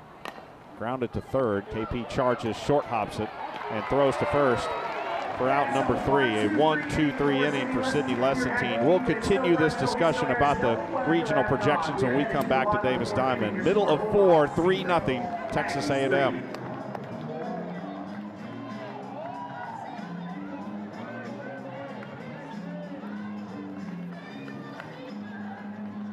Special thanks to Memorial Hermann for their partnership and support of Aggie Softball. Memorial Hermann, the official healthcare provider of Texas A&M Athletics.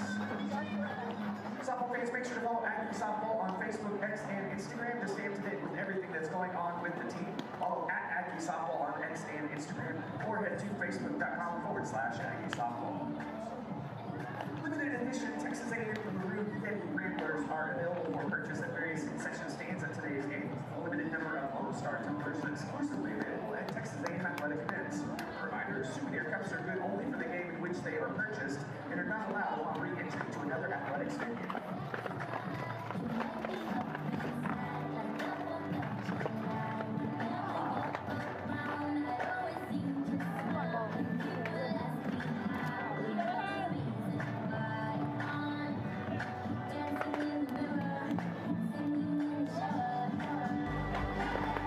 Texas A&M with a 3-0 lead as we head to the bottom of the 4th. If you're just checking in with us, all 3 runs coming in the 2nd inning. Alyssa Faircloth, the starter for State, who is still out in the game, had 4 walks and 2 hit batters in the inning. A&M scored 3 runs without the benefit of a hit. They will bring up the top of the order, 3rd time through the lineup. KP, Talon, and Maya here to face Faircloth. KP pop out and hit by a pitch in the game so far. The hit by a pitch drove in a run. They started for your Aggies in the bottom of the 4th inning. It's going to be the 3rd baseman, number 1, Kennedy Powell. 421 hitter. KP 0 for 4 in the series with the hit batter and the RBI.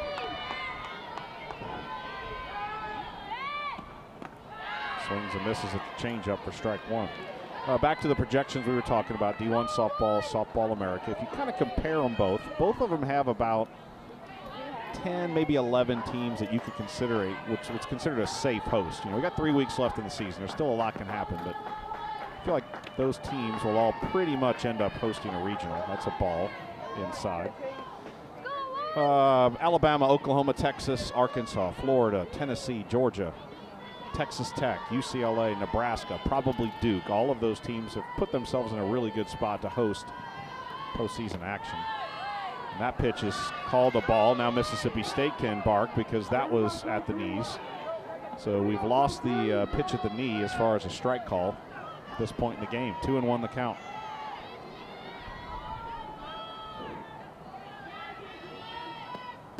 Change up strike.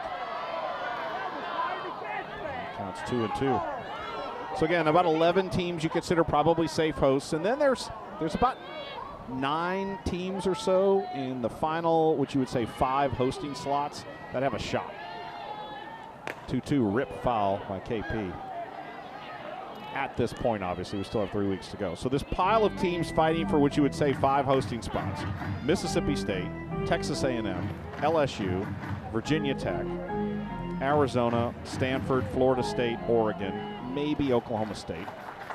So that's where these teams find themselves right now. And that's the beauty of being in the SEC. You're going to play so many high RPI games that every single win really helps you out. Foul ball right side.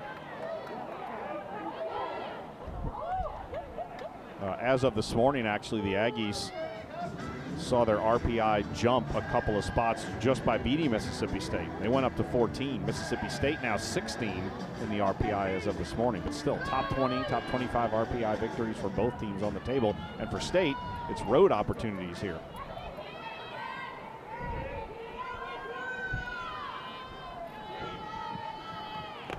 Swing and a foul tip into the glove on the 61-mile-an-hour inside pitch there, and KP is a strikeout victim. Faircloth with strikeout number 5 in this ballgame. Again, leads the SEC in strikeouts, and now with 5 in the game, Faircloth has 188 on the season in just about 115 innings of work. Here's Talon Edwards, 0 for 1 in the game with a bases loaded walk. Drives that to center field, hit pretty well, and moving over to make the catch is Keller for out number 2. So 2 down. Here's Maya Perez, who walked in the first, struck out with the bases loaded, and would say big at bat in this game in the second inning. She was the first full at bat after the rain delay that happened in the second inning, the 30-minute delay. So Maya to the plate, 1 for 4 in the series with a solo home run. Start her with a strike. In these regional projections, both of them have a ton of SEC teams hosting. In fact, both have everyone but Kentucky in the NCAA tournament. D1 softball has 9 SEC hosts. Softball America has 10 pitches taken down. The difference, Texas A&M as of this past midweek.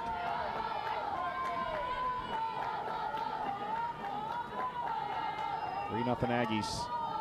We're in the bottom of the 4th with 2 outs. Changeup taken high. 2 balls, 1 strike. Here we go, Mario!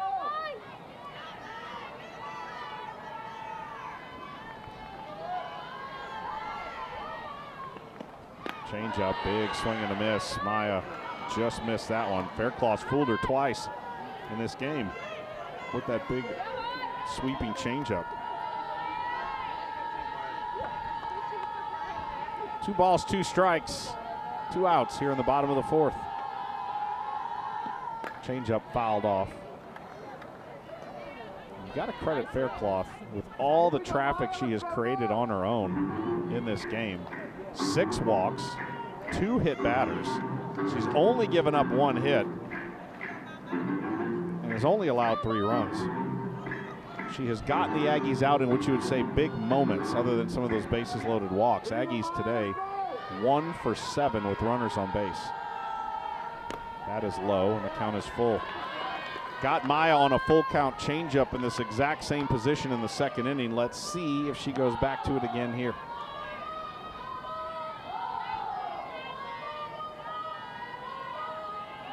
Three-two pitch. Does not that time, and that is called a ball at the knees.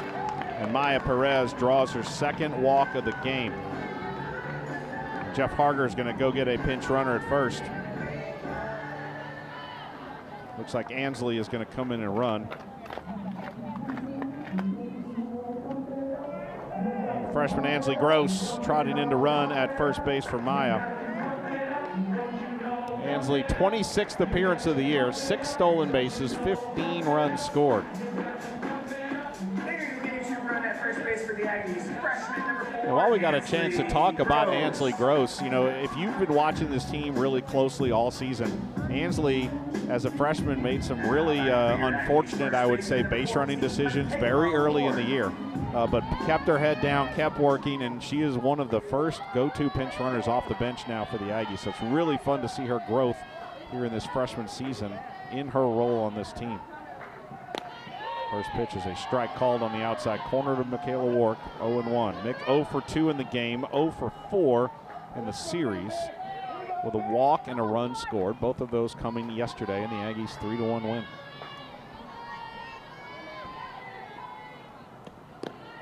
Is down. Counts even, 1 ball, 1 strike.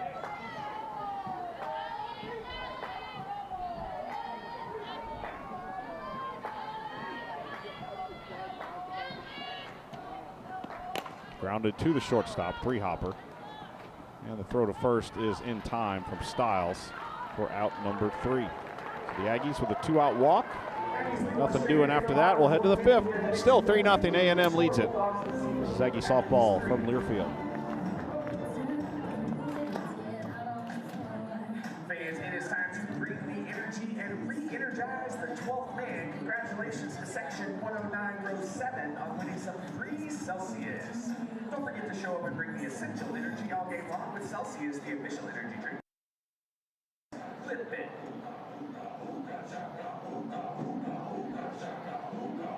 I can't stop this feeling deep inside of me. Girl, you just don't realize what you do to me. When you hold me in your arms so tight, you let me know everything's alright.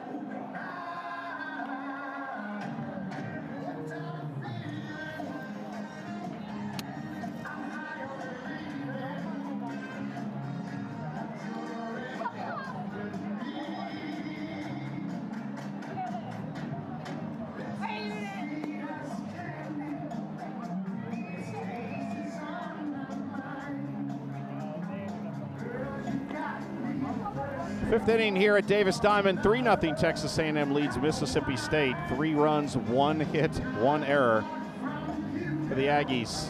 They have left 7. Mississippi State, no runs, 3 hits, and no errors. They have left 4. Sydney Lessentine, 4 innings, 3 hits, no runs, 3 walks, a strikeout. She's thrown 68 pitches in this game. 16 in the first, 15 in the second, 24 pitches in the third, and 13 in the fourth inning. And she will get a pinch hitter to begin this fifth inning. It's going to be Allie Suppan, the freshman out of Phoenix City, Alabama. Saw her yesterday.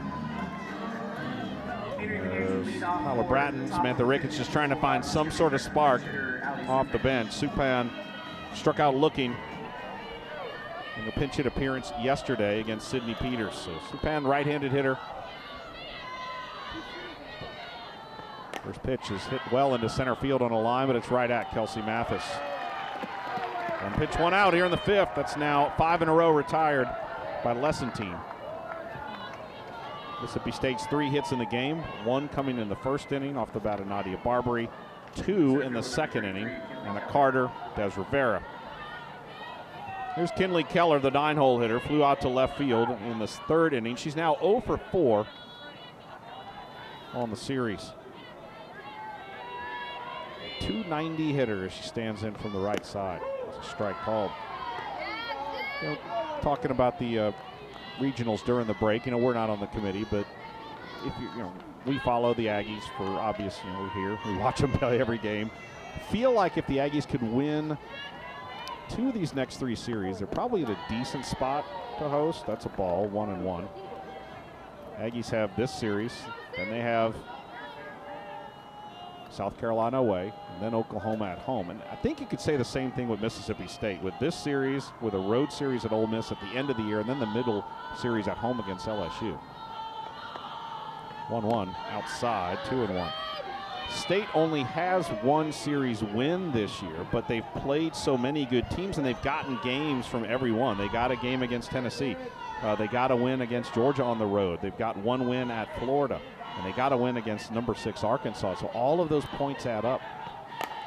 Fly ball into left center field. Kelsey Mathis takes a couple steps into the gap and makes the catch. 2 outs now here in the fifth. Shortstop number 24, Morgan Styles. So 2 down, and this is the top of the order, Morgan Styles. 0 for 1 in the game with a walk.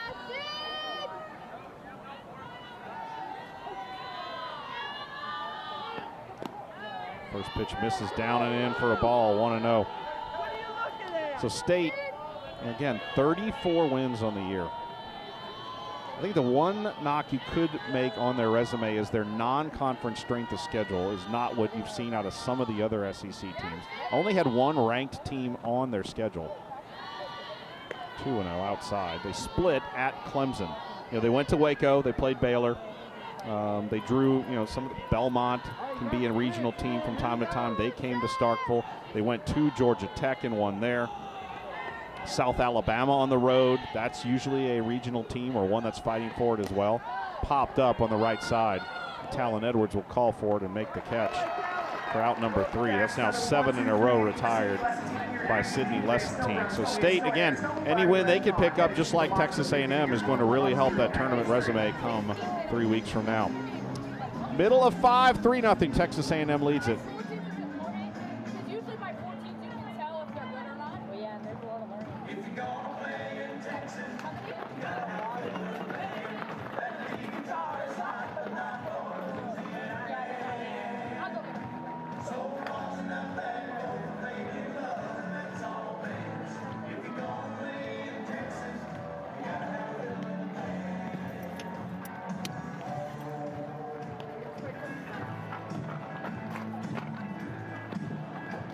I remember down in Houston, we were putting on a show. When the cowboy in the back stood up and yelled, "Hot Joe!" He said, "We love what you're doing.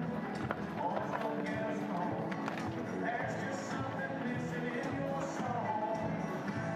If you're gonna play in Texas, you gotta have a good band.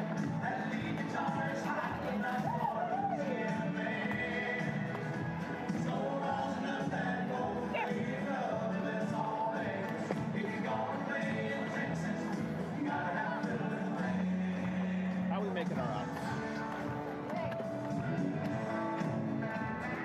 Maroon and white game has come to a conclusion at Kyle Field. The Maroon team walks it off with a touchdown at the end of the game, 15-13 Maroon. So now, September the 5th is on tap. Missouri State coming to Kyle Field. The Aggies, Mike Elko coming off the college football playoff appearance. A lot of excitement around Kyle Field as they have wrapped up spring football with that one. Things off for your Aggies in the bottom of the 5th inning. The catcher, number 47, Ariel Kowalewski will lead it off here in the bottom of the 5th inning, followed by Kelsey Mathis and KK Dement.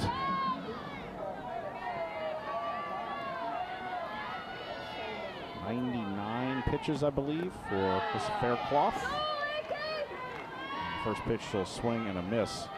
There, that is pitch number 100. AK hit by a pitch, scored, and walked in the 3rd inning.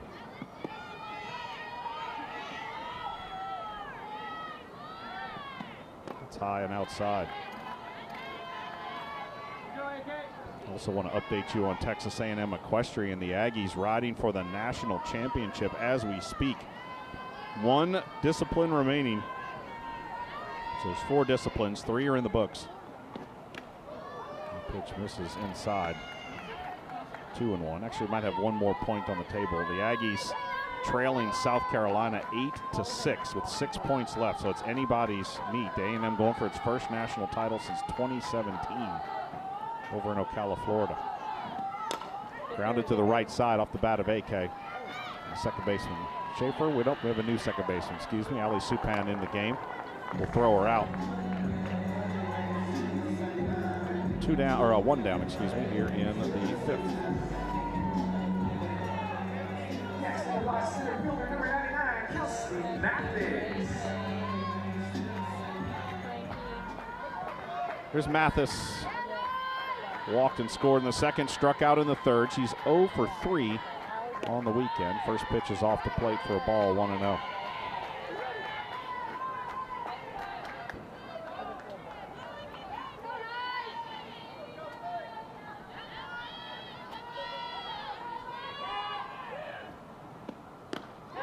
Pitch is a strike called.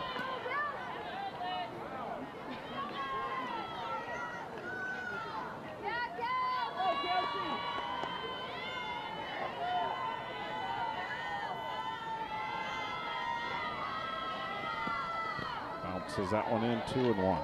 A&M after a late February loss to Louisiana. Now they had played a pretty tough schedule, but still 12-7 after that loss to Louisiana here at the end of February. Since that point, 20-5, including a 12-4 SEC record. Outside and low, 3-1.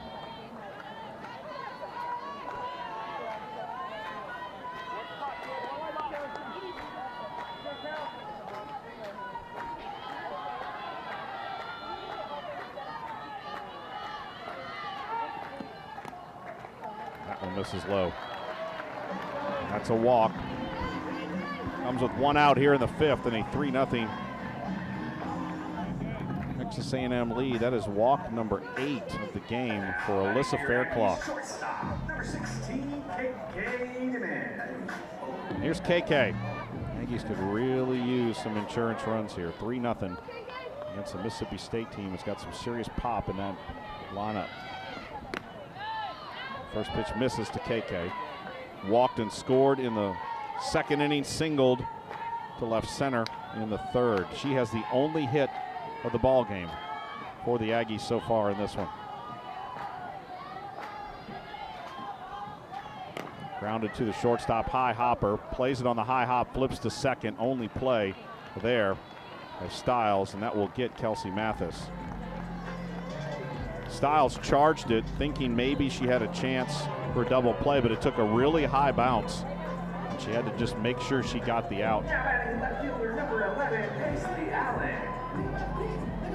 So 2 down. Here is Paisley Allen, who's 0 for 1 in the game, strikeout and a sacrifice bunt in this one. KK now at first. 2 outs here in a 3-0 Aggie lead in the bottom of the 5th. Foul back for strike 1.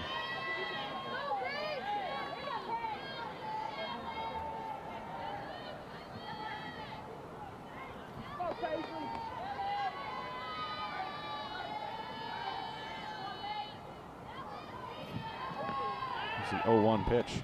Grounded left side in the hole. Backhanded there. Long throw across the diamond. Not going to get her. Paisley Allen with the infield single. Great effort by Stiles, just getting to the ball and making a strong throw, but Allen too much speed. 2nd hit of the game now for Texas A&M. Step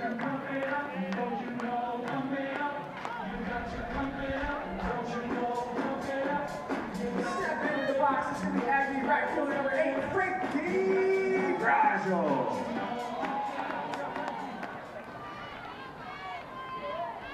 Here's Frankie. He pitches down. Frankie 0 for 1 in the ball game.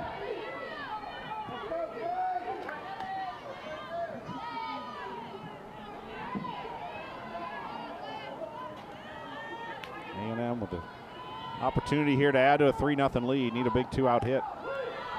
Nice pitch in the outside corner. Catches the zone for a strike to even the count.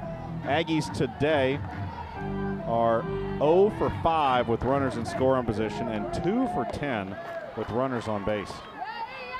Faircloth has not allowed a big hit. Little bleeder over the second base bag and a diving catch by Supin as she fell into the grass. That saved a run. Didn't have a lot on it, but it was a light flare into the grass, and a heck of a play by Supin to dive and make that catch and keep Texas A&M off the scoreboard, as that for sure would have scored a run. So we'll head to the 6th. A&M 3, Mississippi State 0. 15:50 a.m. You can also take the Aggies with you wherever you go with live streaming audio on the 12-man format. Join us for the Aggie NIL Golf Classic and support Texas A&M student athletes across all sports. You'll play alongside fellow Aggies from across the community with select foursomes featuring members of Aggie football and national championship volleyball team.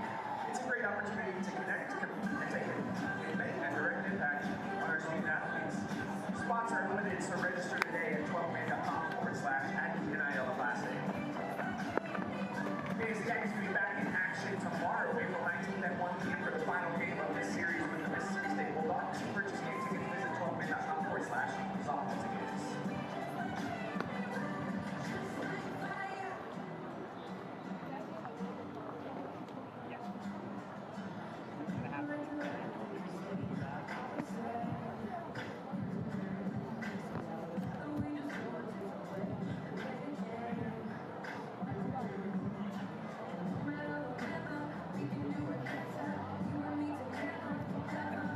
I guess Peter was Peter.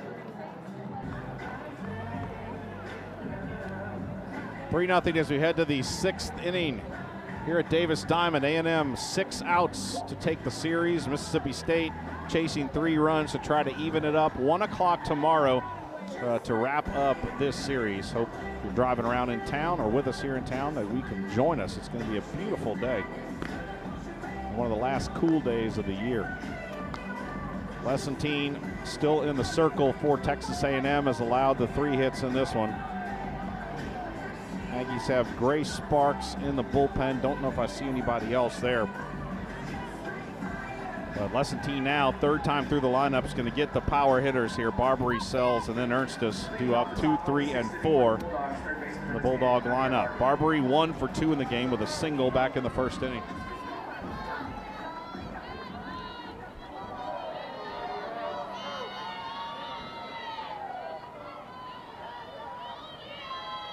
Sid ready, first pitch. Starts it with a changeup low. Now, still has 6 outs to go, but if you're Trisha Ford, you extended Sydney Peters. You don't see a lot of 7-inning games from the Aggie pitchers this year. I think there's probably about 5 of them coming into today, and it had been a while. Coming into, the weekend. It had been a little bit of a while. 1-0 strike outside corner. But if you extend Sydney Peters, you get a 7-inning complete game. If you could somehow get Lessentine through a complete game, it might be the first time all year the Aggies have put together back-to-back 7-inning outings from their starters. 1-1. Bounces a changeup in, 2-1. Trisha Ford talking about Sydney Peters yesterday. Sometimes she said Sydney has just a little bit of a lack of focus there, kind of in the middle of the game so much. And she said yesterday, we had seen Sydney with strong starts. We had seen Sydney Peters with strong closes, with saves. Rise ball high, 3-1.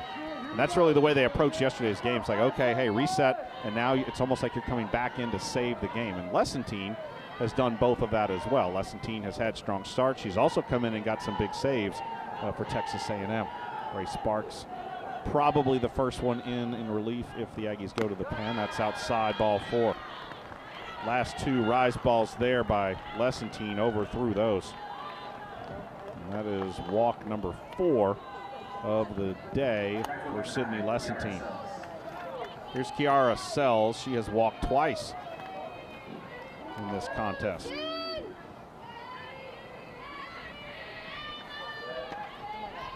3-0 Aggies. First pitch. That's a strike called.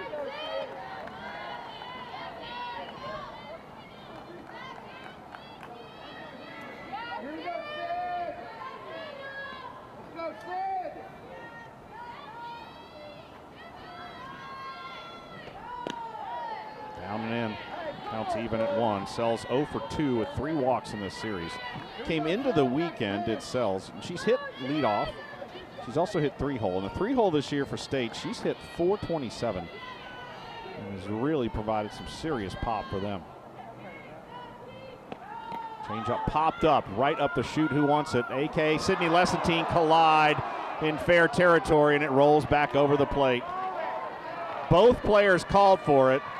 I could hear them both, and no one got out of the way, and that is a very unfortunate error for Texas A&M there. AK coming out from behind the plate is facing away from the ball.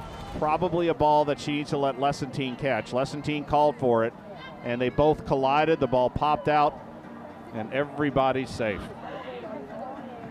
Aggies were, to be honest, not good at infield communication early in the year, and it's been a problem they've really avoided until recently, and really this is one of the few times we've seen it. So it'll be an error on the play for Texas A&M. Trisha Ford now out to settle down her defense and her battery. You got to put this away if you're the Aggies. It doesn't matter now. It's a ball you should have got. It was an easy out. But you just need to settle in and not let that spill into more problems. Now the tying runs at the plate. Paige Ernstus. Will be an error charge to Ariel Kowalewski. Yeah, that is Sydney Lessentine's ball. You don't always want your pitcher fielding a pop-up. That was a routine pop in front of the plate. And AK just being a little too aggressive back there. Now A&M has to settle in and focus.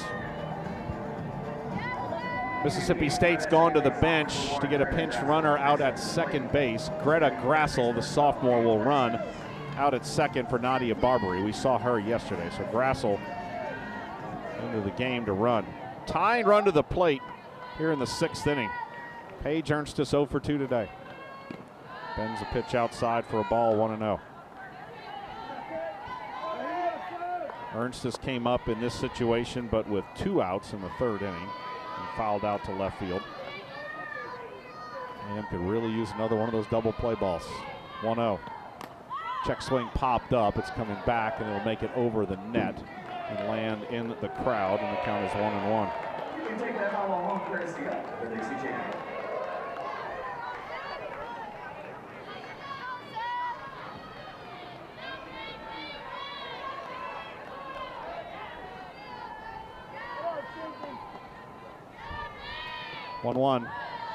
That misses down. Again, we're not getting the balls for both teams, honestly. We're not getting the balls called at the knees. So the pitchers are having to come up. Walk and an error in this inning. 2 on, nobody out for the Bulldogs. Fly ball to left field. Paisley Allen tracking it into the corner, and in foul territory makes the catch. Quickly gets the ball in to hold the runner at second base. So Ernstes with 2 deep foul ball outs to left field in the game. She's now 0 for 3, 1 down here in the 6th. Gave it a ride. Player number 19, Anna Carter. See Paisley maybe a step shy of the fence. Good 15 feet foul. But the best play of that was just quickly getting the ball in to hold the pinch runner Grassel at second base. Here's Carter, 1 for 2 today. Starts her with a drop ball low. Carter had a pinch hit single yesterday, so she's now 2 for 3 in this series. The Athens, Alabama native, the Southern Illinois transfer. Hitting .274 as she stands in. Rise ball well out of the zone, 2-0. Now Sydney Peters throwing in the Texas A&M bullpen. Peters threw a complete game, 93 pitches yesterday. Go,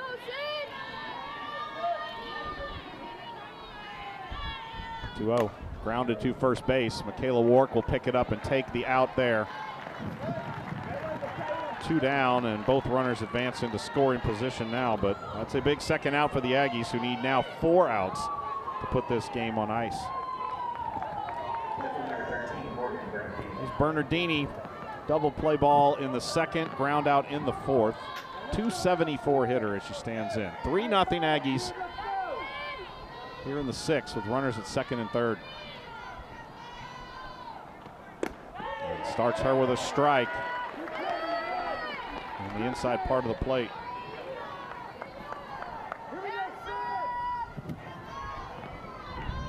Bernardini, the senior.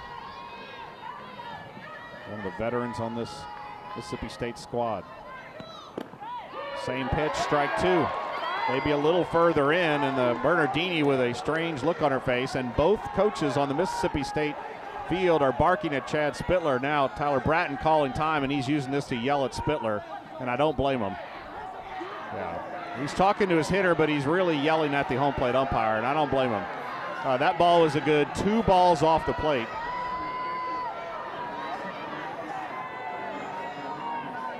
Helps us out, no question, but I understand the frustration in the Bulldogs dugout. 0-2 the count now to Bernardini.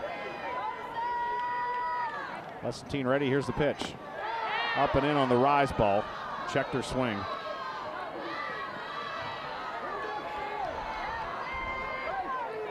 One and 2 the count with 2 outs.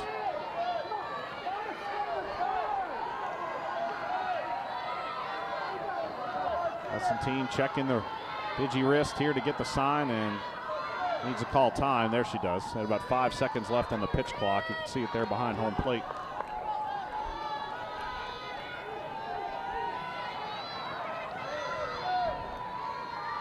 Sid ready. 1-2 pitch. Popped foul. Rise ball coming right back at us. What a catch. So a 1-2 count to Bernardini. Grassel at 3rd and Sells at 2nd. A big moment here as the Aggies trying to keep the Bulldogs off the scoreboard.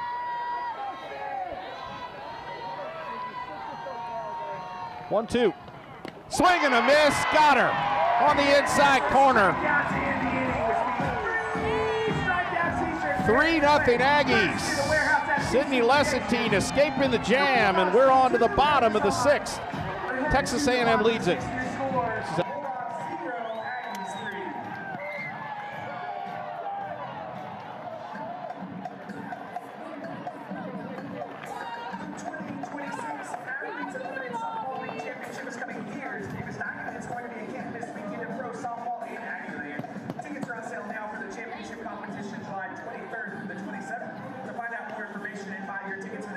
visit 12man.com/AUSL. Special thanks to all of our RBI squad members and for their support of Texas A&M softball. For more information on how you can become a part of the RBI squad, visit 12man.com/RBI squad.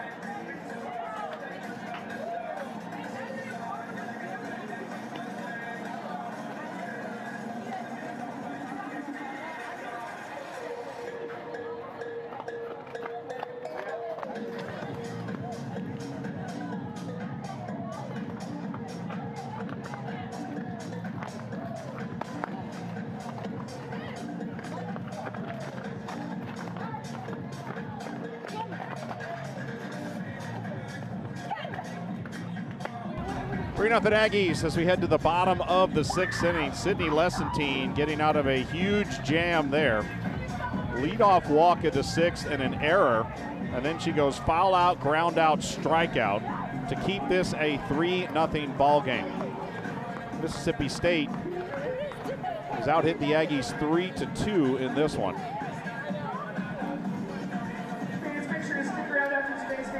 But trail at 3-0. Couple of changes for the Bulldogs in the outfield. Center field, I believe that's going to be Kalani Sells out there.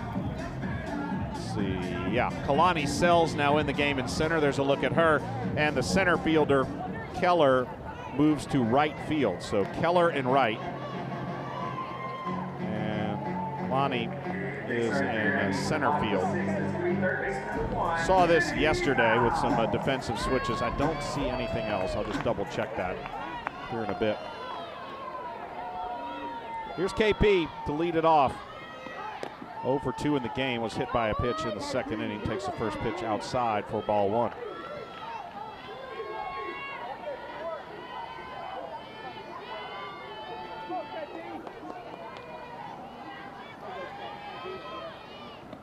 That's slapped into center field, but it's right at the new center fielder, Kalani Sells. Nice read off the bat. Some of the hardest ones to field are the ones hit right at you. That's out number 1. That's probably the hardest hit ball by an Aggie today. So 1 down. Here's Talon Edwards, 0 for 2 in the game with an RBI on a bases loaded walk. She's 1 for 5 on the weekend. That's down for a ball, 1-0.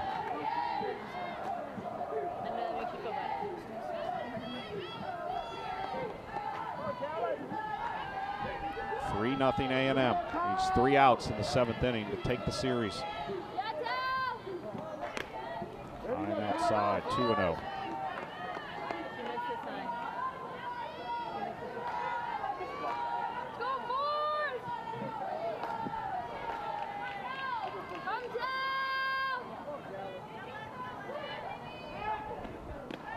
Starts her with a throws her a changeup. First one of the at bat. It's a called strike. 2 balls and 1 strike for the senior veteran. What a pickup in the portal for Texas A&M. Talon Edwards. And with Michaela Wark, they brought so much veteran leadership and presence. That comes inside. Tried to bunt. And I think she fouled it off. Yeah, should be a foul ball, I think. Umpire looks like he's okay. Came back and got Chad Spittler, and the catcher, Des Rivera, giving him a second to shake it off a bit. Was it a foul ball? Board has 3-1. I didn't see. His Talon kind of spun out of the way there. Let's see what he signals here. Yeah, 3 balls and a strike, so no, she didn't touch the ball. 3-1 the count with 1 out here in the 6th. Bounces it in, ball 4.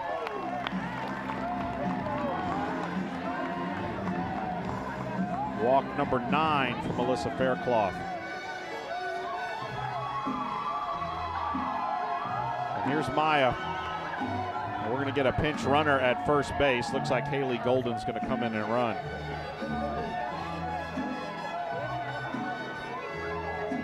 Thought I saw her grabbing a helmet. Here comes Goldie. So Haley will come and run for Talon Edwards. The Aggies have only used one other pinch runner. So the veteran out of Pearland will come in and run. Taryn Mowat, McKinney in to talk to her pitcher. Samantha Ricketts to the umpire. This might be a pitching change for Mississippi State. Trot down to the bullpen. Yeah, we're going to get a pitching change here for the Bulldogs. We'll take a break. 3-0 A&M, one out here in the 6th. Bring you the new pitcher when we come back here to Davis Diamond.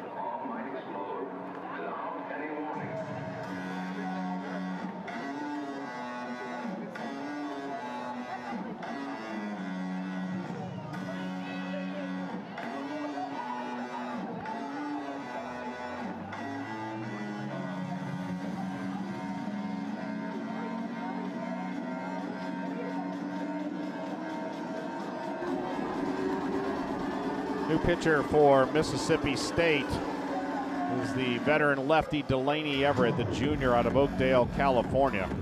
This is a really good development for the Bulldogs. Everett missed first 16 games of the year with injury and really hadn't thrown a lot of innings on the year. She came in, I think, with just 5 innings pitched over the course of the year. She hadn't seen any action in SEC play until the very end of the Arkansas series, where she was good. 2/3 of an inning, no runs, 1 hit, then 2/3 of an inning, no runs, no hits. Well, she comes in yesterday and throws 3 no-hit innings against Texas A&M. So really welcome development for Mississippi State entering the home stretch of this season. She will inherit a runner at first and 1 out, and Maya Perez at the plate.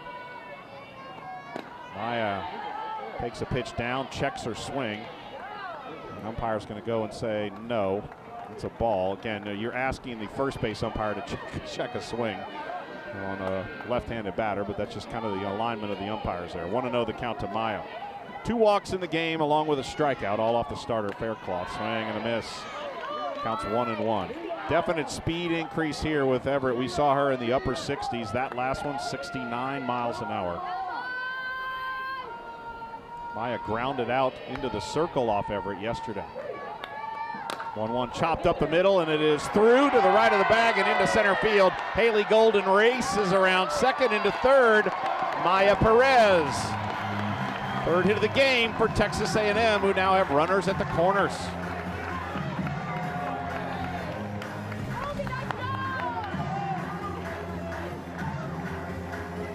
Knee high on the outer half. Maya just drove it right back through the box.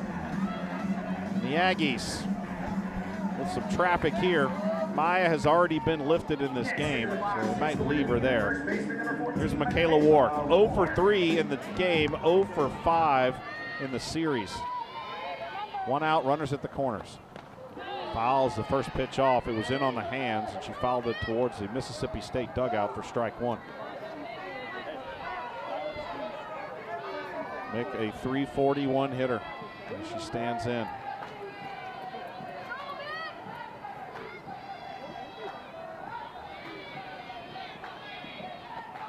That is low. Came into the weekend 4th in the league in homers, 3rd in the league in runs driven in. What a big moment it would be if she could add to the lead here. 3-0 A&M threatening to finally extend the lead here. Fouled off on the right side, 1-2.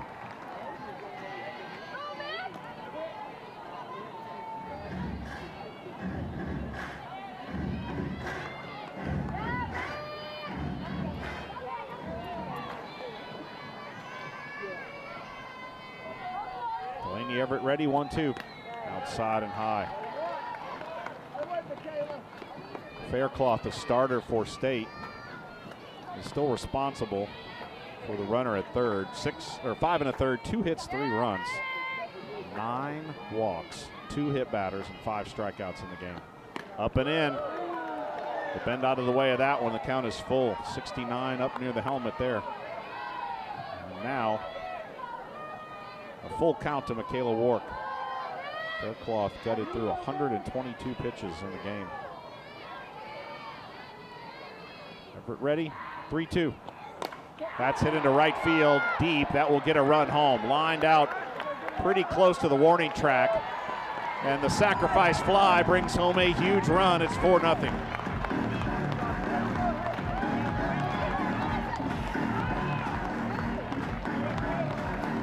And for Mick, that's RBI number 62 of the season.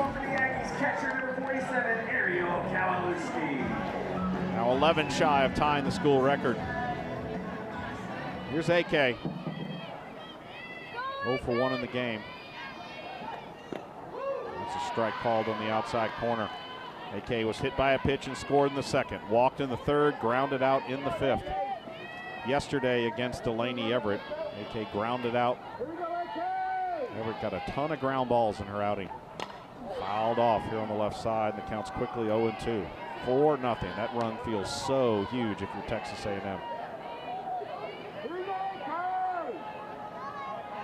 In the Mississippi State 7th, it'll be Rivera, Supin, and Keller. 7, 8, 9 due up. Fouled off towards the Aggie dugout. Kowalewski has an 11-game hit streak on the line as she stands in. A&M has managed just 3 hits in this game. They had only 4 hits yesterday. We told you this Mississippi State pitching staff is one of the best in the SEC. 0-2. In the air to center. Sells moving over. Now the wind's picking it up. Now the left fielder racing in. Bernardini will make a basket catch. Time called by Chelsea Clark. We have an illegal pitch called. Now Samantha Ricketts out of the dugout. So that is an illegal pitch. I didn't see the umpire signal it. I'm sure they did. And Samantha Ricketts talking to Chad Spittler. And now Chelsea Clark having a discussion with the pitcher Delaney Everett, telling her what she did. And Ricketts now talking to Chelsea Clark, asking what the deal is here. This happened on Friday night with the starter. Peja Gould was called for an illegal pitch. It ended up opening up in the inning. So you can see Clark pointing to the pitching lane. I'm only assuming what they're talking about. Now Delaney Everett having a discussion with her here. I don't know who called it. I don't know if it was Chelsea. I don't know if it was Jonathan at first base. But Mississippi State's going to lose that argument. It has been a frustrating day for them with the umpiring, along with the Aggies have had their beefs too. So a 1-2 count. See if we can get a look here. She's losing contact as she kind of jumps and skips, and the umpires called it. So it's a 1-2 count now to AK. Pitch grounded left side, picked by the third baseman. Throw to first is in time for out number 3. So it ends up not hurting Mississippi State, but a big run as we'll take it to the 7th. It's a 4-0 Texas A&M lead here at Davis. Men's tennis is competing in the SEC tournament semifinals across the street at the Mitchell Tennis Center, featuring the Texas Longhorns taking on your fighting Texas Aggies. Texas won the double point and currently leads 1-0. At the conclusion of softball, we encourage you to make your way over to the Mitchell Tennis Center. No ticket is required for entry. Go support your Ags in the men's tennis SEC tournament semifinals.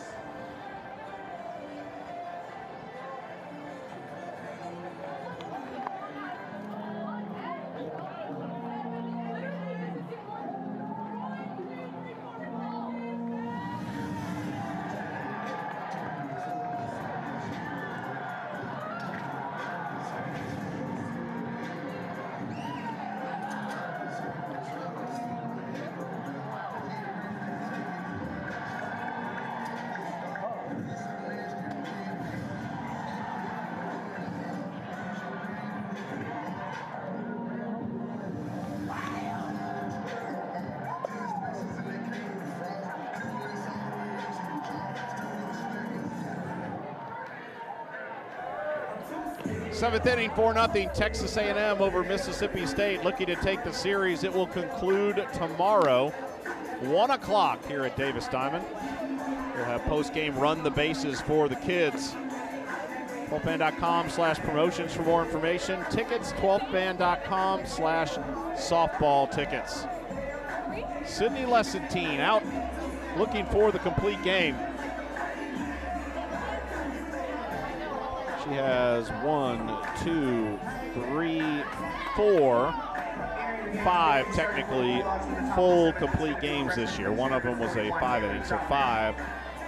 7 inning complete game against LMU, 7 inning complete game against Houston, against Louisiana, Kentucky, and then Texas in a loss through 6 inning complete game in that one.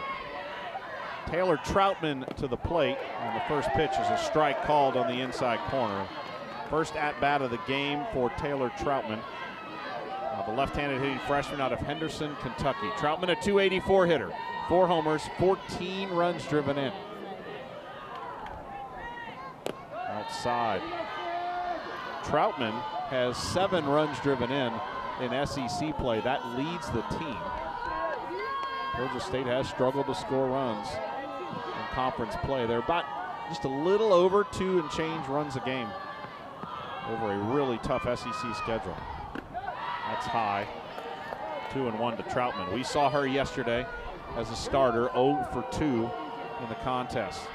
Let's look at Sydney Lessentine going for the complete game. 96 pitches entering the inning, so she'll hit 100 likely on this at-bat. Pop foul here on the left side. This next pitch, that was number 100.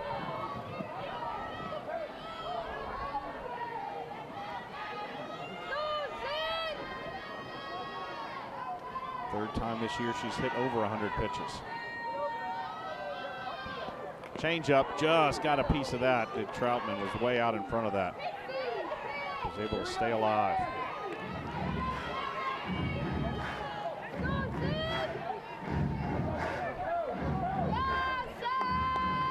4-0 Aggies.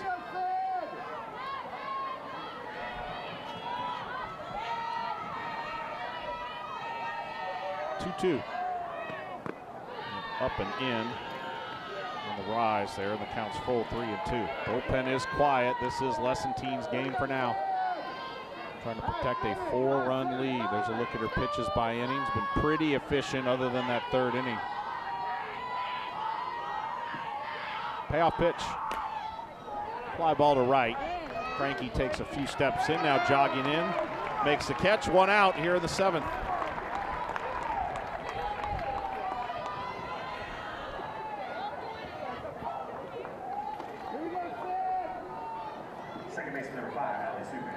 So here's Supan, who pinch hit in the 5th, lined out to center, stayed in the game. So now the second baseman. 0 for 1, slow roller to the left side. KK Dement, shortstop, throws her out. Aggies an out away. On the radio side, stay tuned for our post-game show. We'll head down to the dugout and visit with the Aggies, so they can hopefully get this final out. This Kinley Keller, last chance for the Bulldogs. 0 for 2 today, 0 for 5 in the series. It's a crowd of almost 2,000 on their feet here at Davis Diamond. First pitch off the plate, called a strike, 0-1.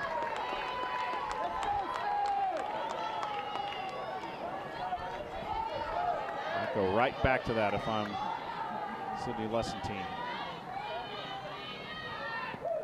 In on the hands, fly ball to left, deep, carrying, pushed it foul. The wind pushed it out of play to the left of the foul pole. That had home run distance on it.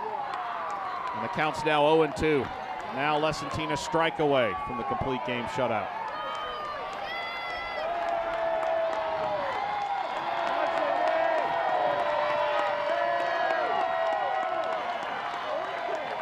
To the count. Pitch. Change up. Foul ball left side. Once again, 1 o'clock tomorrow. We'll have it for you here on the SEC Network. after tomorrow. A&M just 3 regular season home games remaining. Hoping to have more in May. All right, loaded up again. Another 0-2 pitch coming from Sidney Lesentine. High and outside. Keller lays off of that.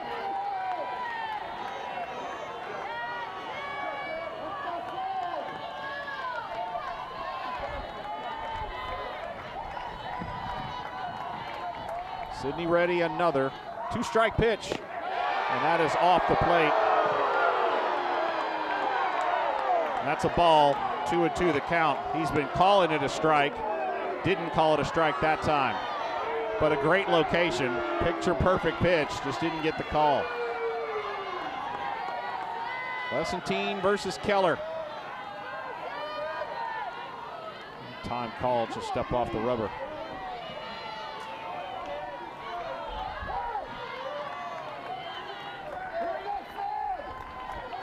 2-2. Change up, popped off the end of the bat, foul territory, left side, it will carry out of play. Nice catch on the end of the stands there.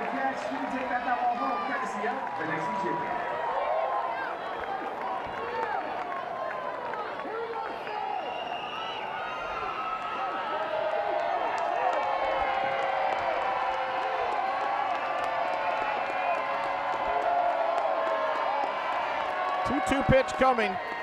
Good more. Fouled off for the right side by Keller.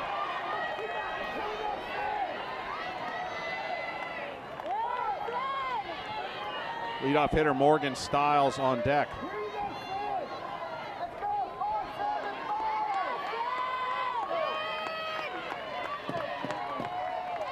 What a battle here.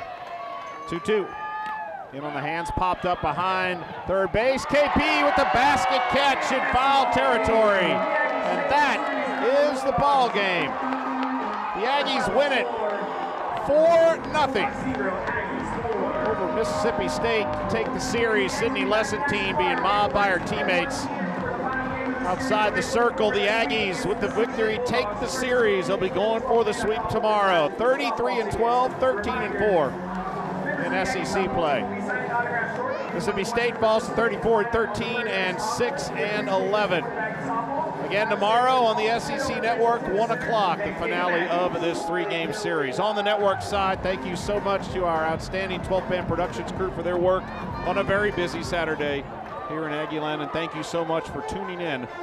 Aggies win it by a final of 4-0.